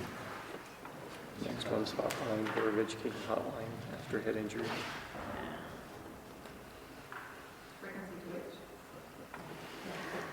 I will look at it, and if I find it, I'll give the superintendent. I think it was just probably either the rest of the word got truncated or something, because the sentence ended in just RE. I was like, what does that mean? So, and then there's some questions, I just need some clarification, so there wasn't changes, so I'll just call the superintendent on those. But. Okay, any other questions, or do we have a motion? I'll make a motion that we accept policies on first reading with the exceptions that have been mentioned. I second that. So motion by Connie Archibald, a second by Wade Hyde to accept policies on first reading with the changes mentioned with the typo things, word changes. All those in favor, please say aye. Aye. Any opposed? Okay, those will pass. And we'll see them next month. All right, board discussion, right there? I keep thinking I'm skipping something, okay. Yeah, Wade, second. Any second readings? Oh, no second readings, no, not this time. Yeah. Okay, so our board discussion items. We are starting a new book, How Not to Be a Terrible School Board Member. So it was quite enjoyable to read. I thought there were some good things. So we read section 1, and there were 7 different scenarios of, it's all about district teamwork. And I didn't know if you each wanted to comment on something, or how you wanted. Do you want me to pick a few people to comment, or what? I was going to use my magic squirrel, but I didn't do it. Pick a number between 1 and 10. I'll just start off, and then I'll ask. This time, I'll ask for volunteers to share something. But one of the things, I'm not sure which one it was, because it's not good, obviously. I liked the part about asking questions, because I learned this when I first started as a board member. I was afraid sometimes to ask a question because it seemed like everybody knew what was going on, so I'm just okay, got it. But it was, I really liked what it said is, you should never vote on an item that you do not understand. Your job as a school board member is to ask questions, even naive ones, on behalf of the community. Ask yourself, what would your constituents ask? And I thought that was a good clarifying question to ask myself, like, even if I think I understand it, maybe there's something that if someone asked me, I wouldn't be able to clarify it completely. And so think in the mind of, what would the constituents ask? Am I able to clarify this and speak to it in a good way? And it doesn't always have to be in a public meeting, like Karen says, I'll talk to the superintendents for some clarifying questions. We don't necessarily need to, ask every question right in this forum, but if you have questions, please ask. And I thought that was helpful for me, because I have been guilty of that at times, not asking because I don't want to be too naive. So, are there any others that would like to share something? Yes. So one thing as I was reading, I appreciate the fact that being, until now, the newest board member, I appreciate how approachable you all are.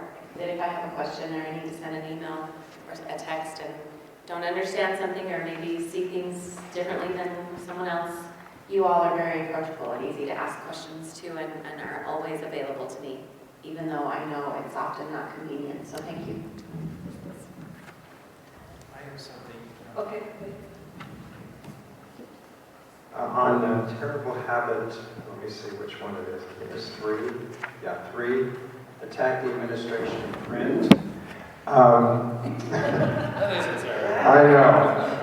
I have kind of an issue with this. It says, make clear in your letter that you are writing, if you write a letter to the newspaper, that you're writing as an individual and not as a representative of the school district. And I get that, and I agree with that. My problem is, I'm just not sure if you should ever write something in the paper if you're a board member. I mean, and some of the others, it says, well, if you don't want to do that, you can put it on your Facebook page. I think that's worse. Just saying. And, or else simply email to your allies on the board. I think that kind of separates, you know, I mean, I like when I get letters from other board members because they're just giving me their perspective, and I really think that over, and I think that's good, but I think it should go to everyone if you're going to do that. That's just my personal opinion. But I think the best thing to do, which always helps me, if I have an issue, I just go right to the superintendent or to the business administrator, whoever, and say, you know, I just don't quite understand this. Can you help me here? And it just seems to work out better. That's just my personal opinion. So my husband, as you know, is involved in finance, and he has been trained by years of you don't put anything in writing. I mean, and sometimes I say, well, I'm just going to type something, get off my chest. It's like, don't, because you can hit send.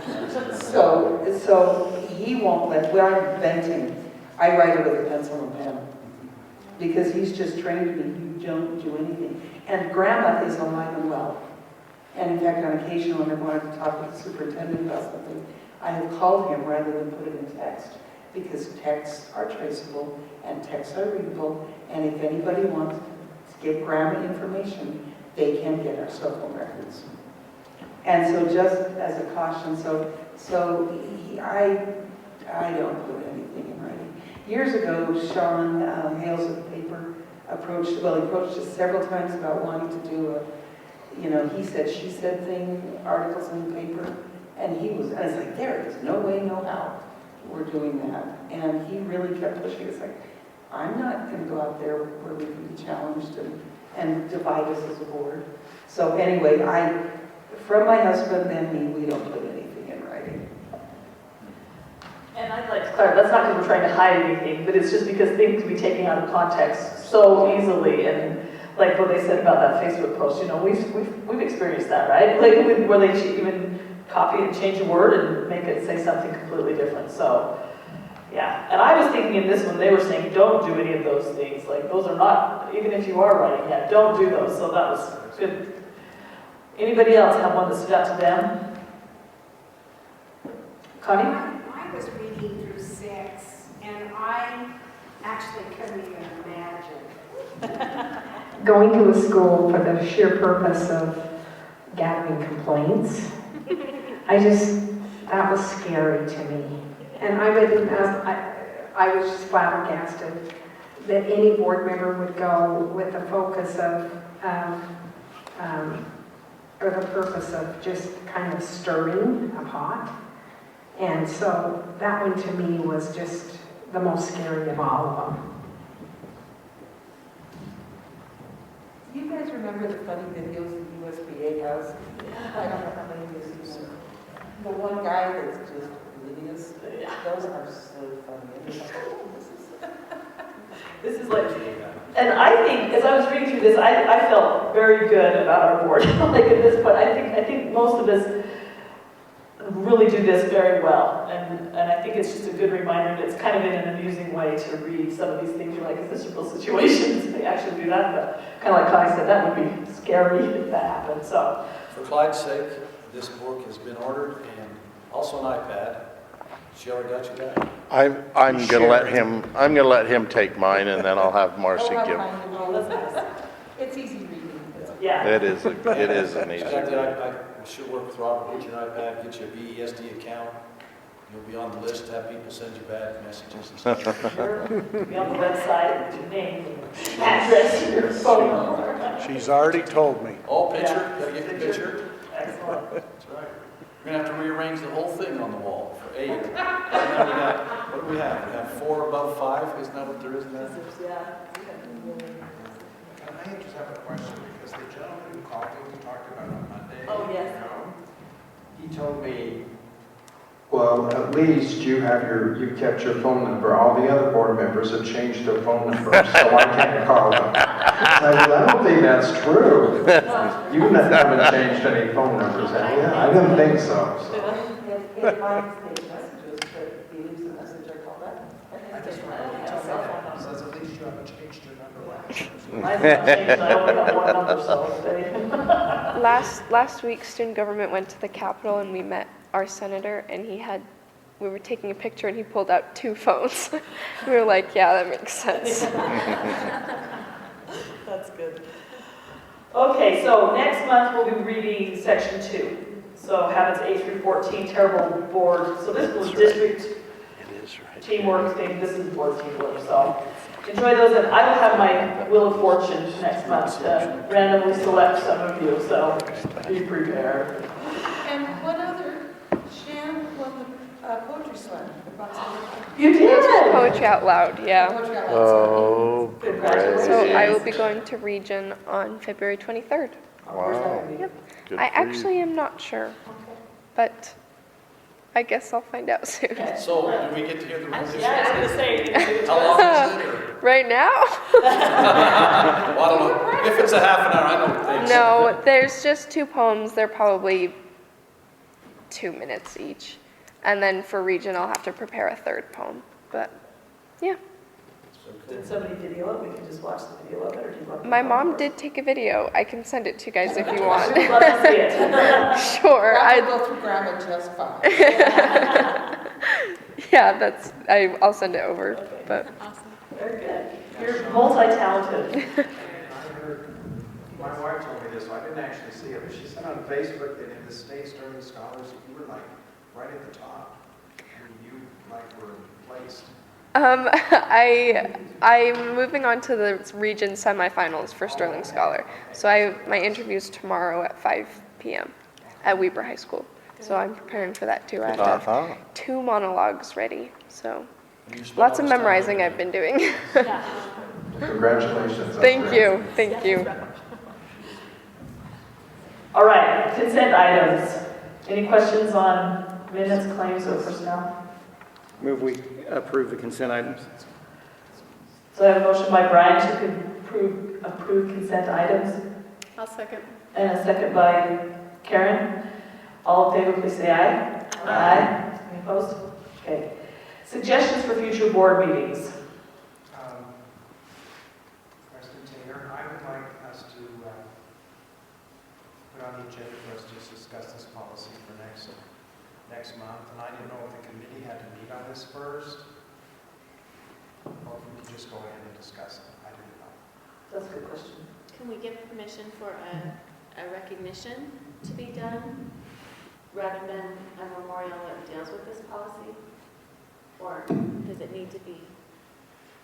Well, you know, this is not a state law, you know, this particular policy, and so I think it's possible in the paperwork that I gave you, here's, you know, I guess we need to talk about it next month, but I think the word memorial is the big kick on number 2.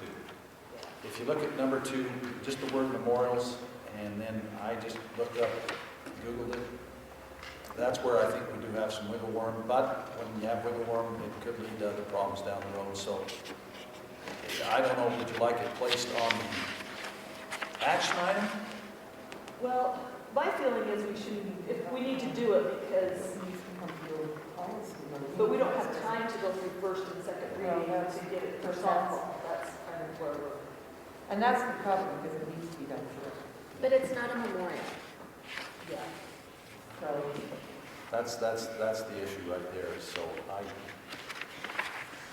you know, we could, to not change the policy, we could, I'm just trying to be as flexible as I can, put it as an action item to define number 2 a little bit better. Or we could have, the word memorial, let's make us, we look at it, it's like a statue, isn't it? Right. Yeah, just like that. A drinking fountain, Yeah. so that's not what they're asking. Something, especially a structure, you know, it's a noun, it's something, especially a structure established to remind people of a person or an event. And so, you know, with what they said about having a day where they present something to the family, again, that's one thing. The question is the 3-year banner on the fence waiting for the other girls to graduate, the sophomores, junior, well, freshmen, I guess is what it is. Well, I think we could wait. I think that might be something with the policy, but I think we should, and I don't know if we could do an action item that's not associated with the policy, but say, let's have an action item to allow them to do recognition. We'll revisit the policy to look about the banner. you know what I'm saying? Like, because that's more long-term, whatever, if we want to, then maybe we could amend the policy for that particular portion of it, so we could do something like that, so they can get to the, because if we go through policy, we have to have two readings, and that's too long for them for this year. But we could say, have a recognition. They go through. They probably still could be claims. They'll be claims all through May. But when's our policy meeting? We would set it. So, how about we had recognitions before, like when families are called out? I mean, it was a long time ago because I was in high school, so we didn't put a dinosaur room. But I remember that we did something for somebody that had passed away. I forget the word, Postmortem. No, Postmortem. that's the word. That's the word. It looks like Now- humorous, now but I don't spell want it. to say that. Posthumous recognition. Yeah, so we did some, where we had the family come out and we as a class recognized them. I don't know if we could do that. Well, and the other thing, maybe, I don't know, the other caveat. Thank you, Clyde. This isn't You're welcome. think of the word recognize. This isn't us, I mean, it is the girls on the softball team say, we want to say thank you.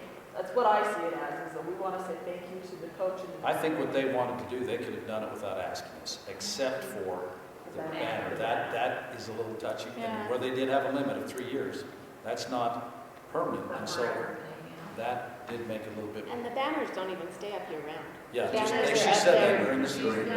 Just during softball season. What? So that's my question, does this need to be a policy amended, or is this something that we just? Or if we can just Or talk we just about what an talk actual about what that memorial is. is. I just clarify what that We is. are setting precedent. We are. Yeah. And so, my daughter played with Mo. I mean, I know the guy knows family. But we are setting precedent, and we've been so cautious because of the suicides and the issues and people that will, we sent flowers to a state senator when his father died, saying we're so sorry, and his wife, who's husband moved to the district, didn't get flowers, and she was really mad at us. We have to have something in place that we can say this is what we stand on, that's equal and fair to all. And in the moment, at the time, everybody's like, oh, this is so great, we've got to do this, we've got to acknowledge. And when we had graduation at Bear River with the young man who had died just before, we let his dad march to collect his diploma, but they were kind of doing some demonstration things on the side. But the fact And that so- they weren't, I would say the fact that they weren't, and it's a whole different subject, I don't want to cloud, it's No, muddy, no. this conversation could really muddy the water of what these girls are trying to accomplish. And so if, heaven forbid, one of us were killed in a car accident, if the precedence that we're So- setting by not letting them do this does not allow any of us to So say what I'm we're saying sorry. is, we say student and staff. That it's a memorial, not a I recognition. know, so what I'm saying is, we need something in place. Right. I'm not saying we're turning this down at all. Right. I'm saying we need a procedure in place to make this effective, because this will come again. Yes. And we will have somebody say, well, you let it for so-and-so, and we're saying, well, yours is a different circumstance, and they'll construe it as well, you're favoring someone and not this other person. So yes, I think we need to do some things, like I said, I know the family, but I think we need, and there are things we can't allow on a one-time situation, but I think we need to clarify our policies so that they are useful, because we will have this situation again. And hopefully if a team comes to us, we would allow them to recognize. Yeah, and that's... Well, I think we do it on a one-time basis because they were sincere. And I understand why this policy was set forth about pertaining to suicide and all, but this is an individual who just died in COVID, and we're looking up to him. We're honoring him. We want students to follow that example. That's a good example to follow. And I wasn't on the board when this was all developed, so I don't know why. But I know specifically from what I've heard that it's pertaining mostly to suicide, and I understand that. And maybe we do need to revisit the policy, I don't doubt that, but I think we could give a one-time exception to this. So the question is, should we put it as an action item for next month to approve a one-time, like how do we want to word it, approve a one-time exception, and then also revisit the policy for like, I think, like me personally, like the way I see it is the recognition, the banner is the question, because that's the only permanent, semi-permanent, not even that permanent, but if that needs to, if we need to clarify the policy for that particular piece, I think we should go through the proper procedure to do that, but to recognize someone at a game, I don't necessarily think, if that falls under this. I agree with you. I think the recognition, I think that the banner part, that for safety and like Nancy's saying, so we don't set an unintended precedent, I think it needs to work through the policy. Okay. And that's all, I guess what I'm saying is, if the family dies of COVID, and his family says, but we want him on it. And so I'm just seeing that this can have situations. Right, and one person's really loved and well respected. But we as a board are not doing this. Yeah, that's, I know. If the high school students step forward. We have, as a So board, we need policy and procedure in place. So do we find kids to honor everyone, or do we allow, I guess I don't understand how, I see that. So we need to make it a policy that allows for some recognition, but we've got to work through it, and we've got to see what other districts do. You know, I did Obviously, there's other things in the state. I did look this up, and the USBA does not have a model policy for this. Oh, don't they? No. So, yeah. I'm really concerned about us using the term exception. If we make an exception to policy, I think that's a bad idea. Then can we give them permission? But I think if we come up with a way as a board that we agree on interpretation, we could do that. But I don't think it's a good idea to say we're going to make an exception to the policy to do this. No, That's not a good idea. Yeah, I think what we're doing is not, what they're asking to do does not fall under this policy for the recognition. If we want to do a banner, then we need to go through the policies, how so, however we can put that on the agenda. Does I see nods, is that kind of what we're And that's thinking what I too? was trying to say, is I think that I think we can go back and find when recognitions have been done. Yeah. So I feel like we're on safe ground there, but I think the banner does cross the line. Connie? You know, we talked earlier today, the very first when we had our 5:30 meeting, something that came up that I think has everything to do with what we're talking about is that in the world that we're living in right now, we don't express enough love. We don't do enough as far as communicating appreciation. We don't do it enough. And that's why people are hurting the way that they're hurting today. And so in my mind, I totally understand the value and the way that we should hold to our policy. However, I think that what they're asking is beautifully stated by Board Member Summers in that we need to allow them to show love, remembrance, and appreciation. And that's all they're wanting to do. And I don't think we do enough of that. And so for these wise students and parents to encourage their girls to look for opportunity to do that, I'm all about it.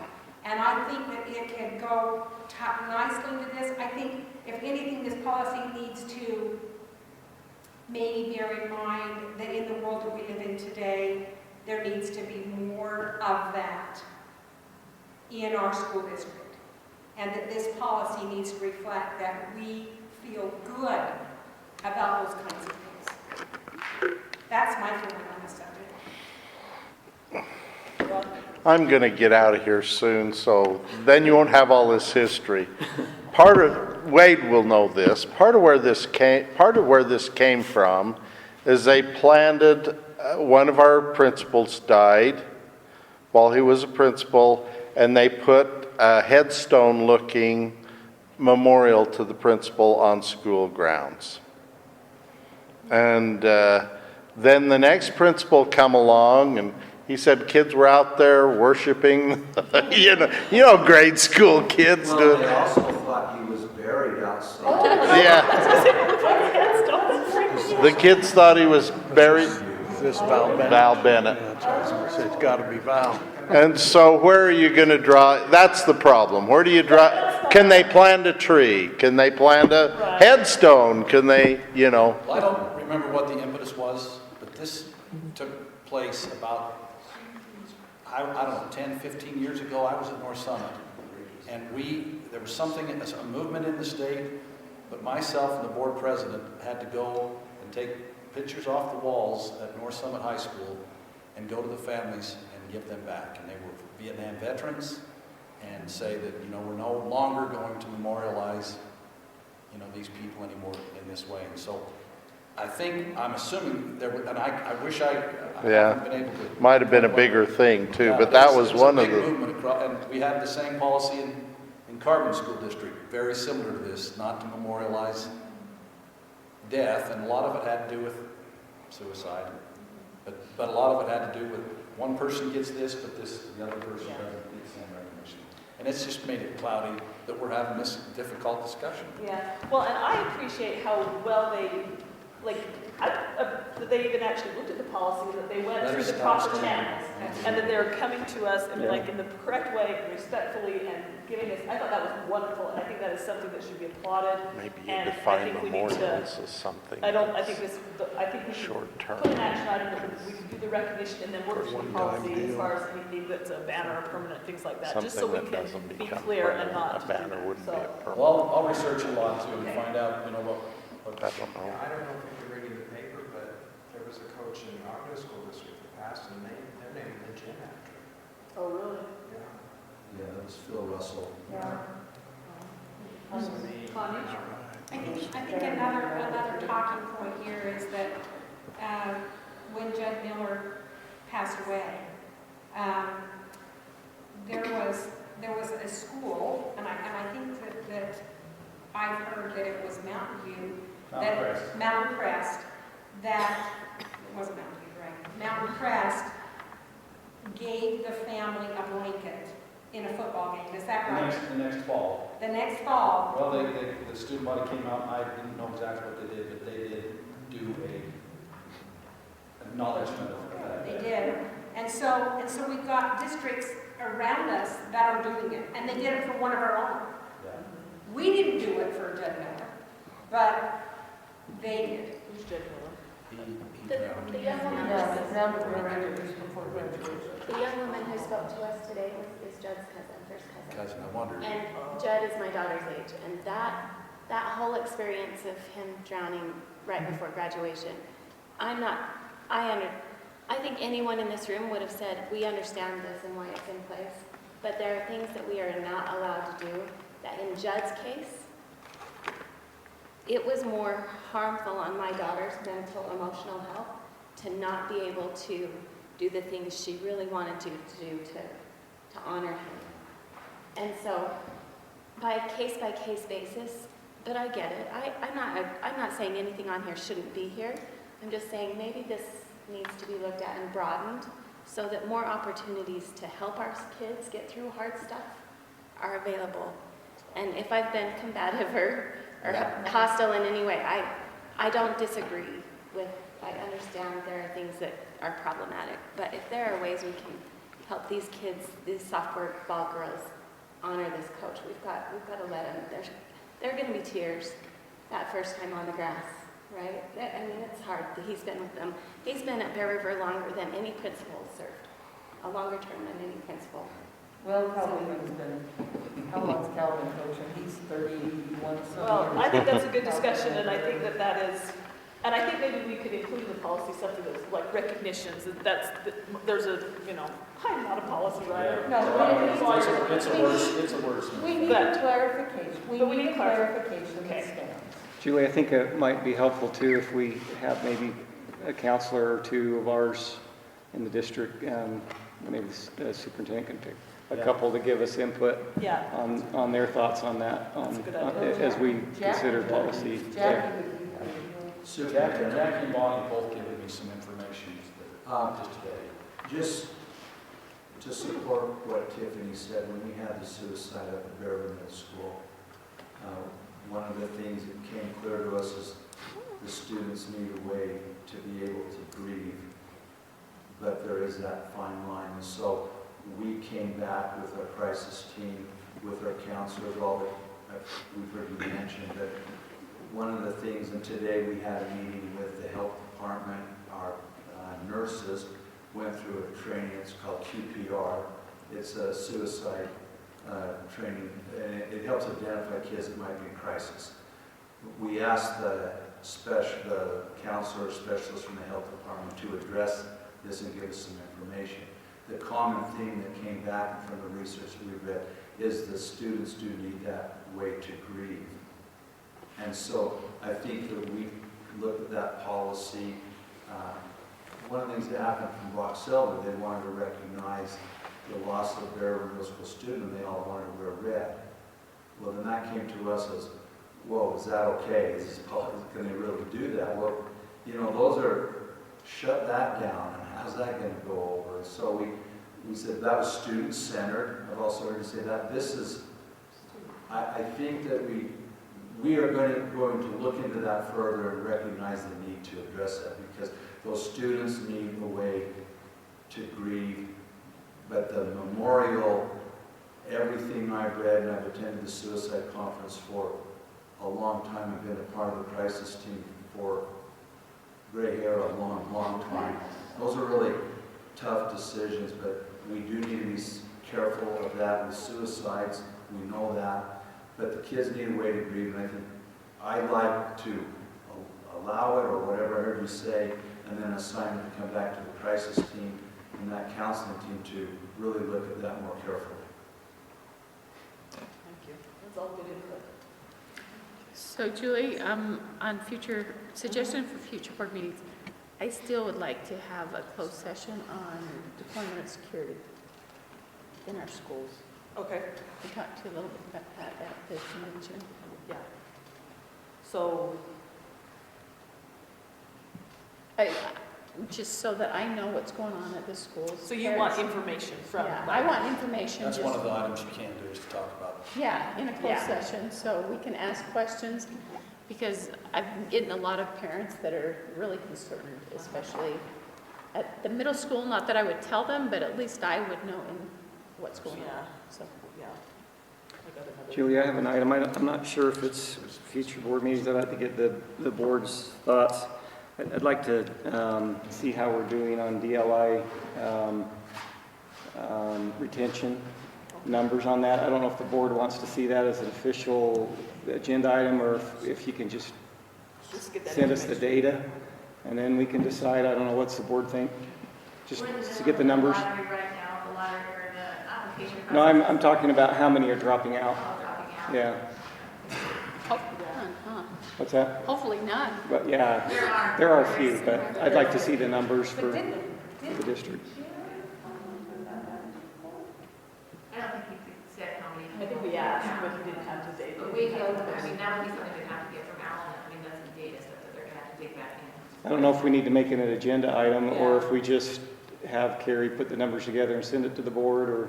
Yeah, maybe we could do that if you could put the numbers together and then put it on information items, and then if we could look at it, and if there's questions. I'll talk to Jeremy, he's out of the office right now, but we'll talk to him when he returns about trying to get that information. All right, thank you. Well, I'll tell you that today there was another note placed on the wall of the girls' bathroom at Box Elder Middle School in Summer Performance. The police told us that they will make a presence in the morning. Principal Whitaker sent out an email to the Box Elder Middle School today to tell them that there had been another hit list. A couple of names were visible and some were not. But the police have said they don't think that this is something that we should shut school down for. So there will be a bigger presence in the morning. Are any of the names the same? I don't know. Are they the same person? No. We're just afraid it's that copycat mentality, they sell the streets and things like that for us. I think it's pretty unfortunate. It's really. Is there like a long-term plan to try and solve that, or is it just like deal with it when it happens? Well, I think a lot of it, I feel like, has to do with, we're having a big discussion with the same issue of when we're going to have to face transgender and restrooms. And if you use the restroom here, it's a perfect example of what they're talking about. You go in, you open the door, you lock it, there's no boys and there's no girls, and everything except the restroom itself is open. You go wash your hands, and I think with the thing that Karen mentioned, security would be much better. And so we know who came out of that particular door, and we could go. And so I think that's one of the things, but it's very costly. Yeah. Because right now, what they do is when something's written on there, they try to, okay, when did you see it? Who saw it? And they look at the camera outside of the restroom, and, you know, I don't know, hundreds of kids use, but that's, right now, and there's been some other things this year, I don't know what it is, that's going on, but Box Elder Middle School has just had some issues. I will tell you that a couple of years ago, we had a lot of issues at Young Intermediate, and it seems to be like sometimes there's just a certain group that kind of moves through. And so I'm not sure if that's what it is, but I do think we know that it does happen. Well, the group's in middle school now, so. Yeah, that's. Well, that's my son. He's in middle school. A couple things we've done, Shandet, Sean, I'm sorry. It's okay. To answer your question, is first, the middle school right now, they're doing a bathroom check every 20 minutes. So we go through, and then if we see anything on the Police officer or the administration secretaries, Angie Smoot, just like clockwork. And is there a camera right outside, so if you did see something? There is, you so could- then during that 20-minute window, then we look at film. Okay.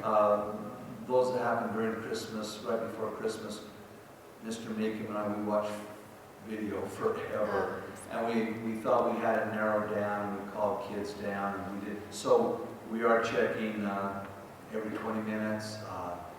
We even sent handwriting samples to the crime lab in Salt Lake. So I mean, we were really doing everything we can, but we can't get cameras inside. Yeah. Yeah, we don't want Definitely that. not. I have a clarifying question. What's film? I don't know what it was. Yeah, But another problem, well, these bathrooms, what they do, you're not supposed to have bathrooms that can lock. I know.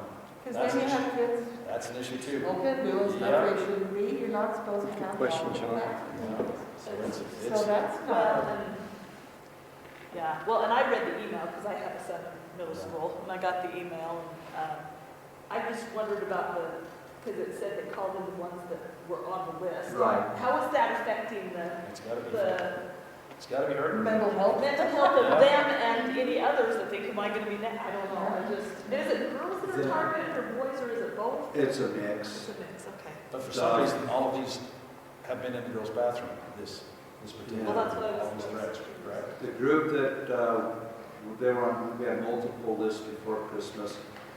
Only one of maybe 8 kids chose to stay home. The rest wanted to be back in school and felt safe, and so they came back. We did have one that didn't come back till after Christmas break. Did you ever figure out like why they were on the list? Like, was there an event that happened, or? When we talked to kids, they said, I don't think anybody's mad at me. I don't know if I've been across somebody. Isn't that what we found out? Yeah. It was And just- I don't want to make light of it, but today the administration said they obviously don't really mean it because they don't even know how to spell the kid's name that they wrote on the stall. So they didn't have the right spelling, so we don't know. That's we wish. Yeah. That is. Okay, well, that was fun. All right, any other questions? We don't need to talk about our handbook, I think we're, so we have a motion to adjourn. Motion to adjourn? Second? Motion by Karen, second by Brian, all in favor, please say aye. Aye. Meeting adjourned. Thanks. I hope you're not going to be mad at me. I was going to make that motion, but she beat me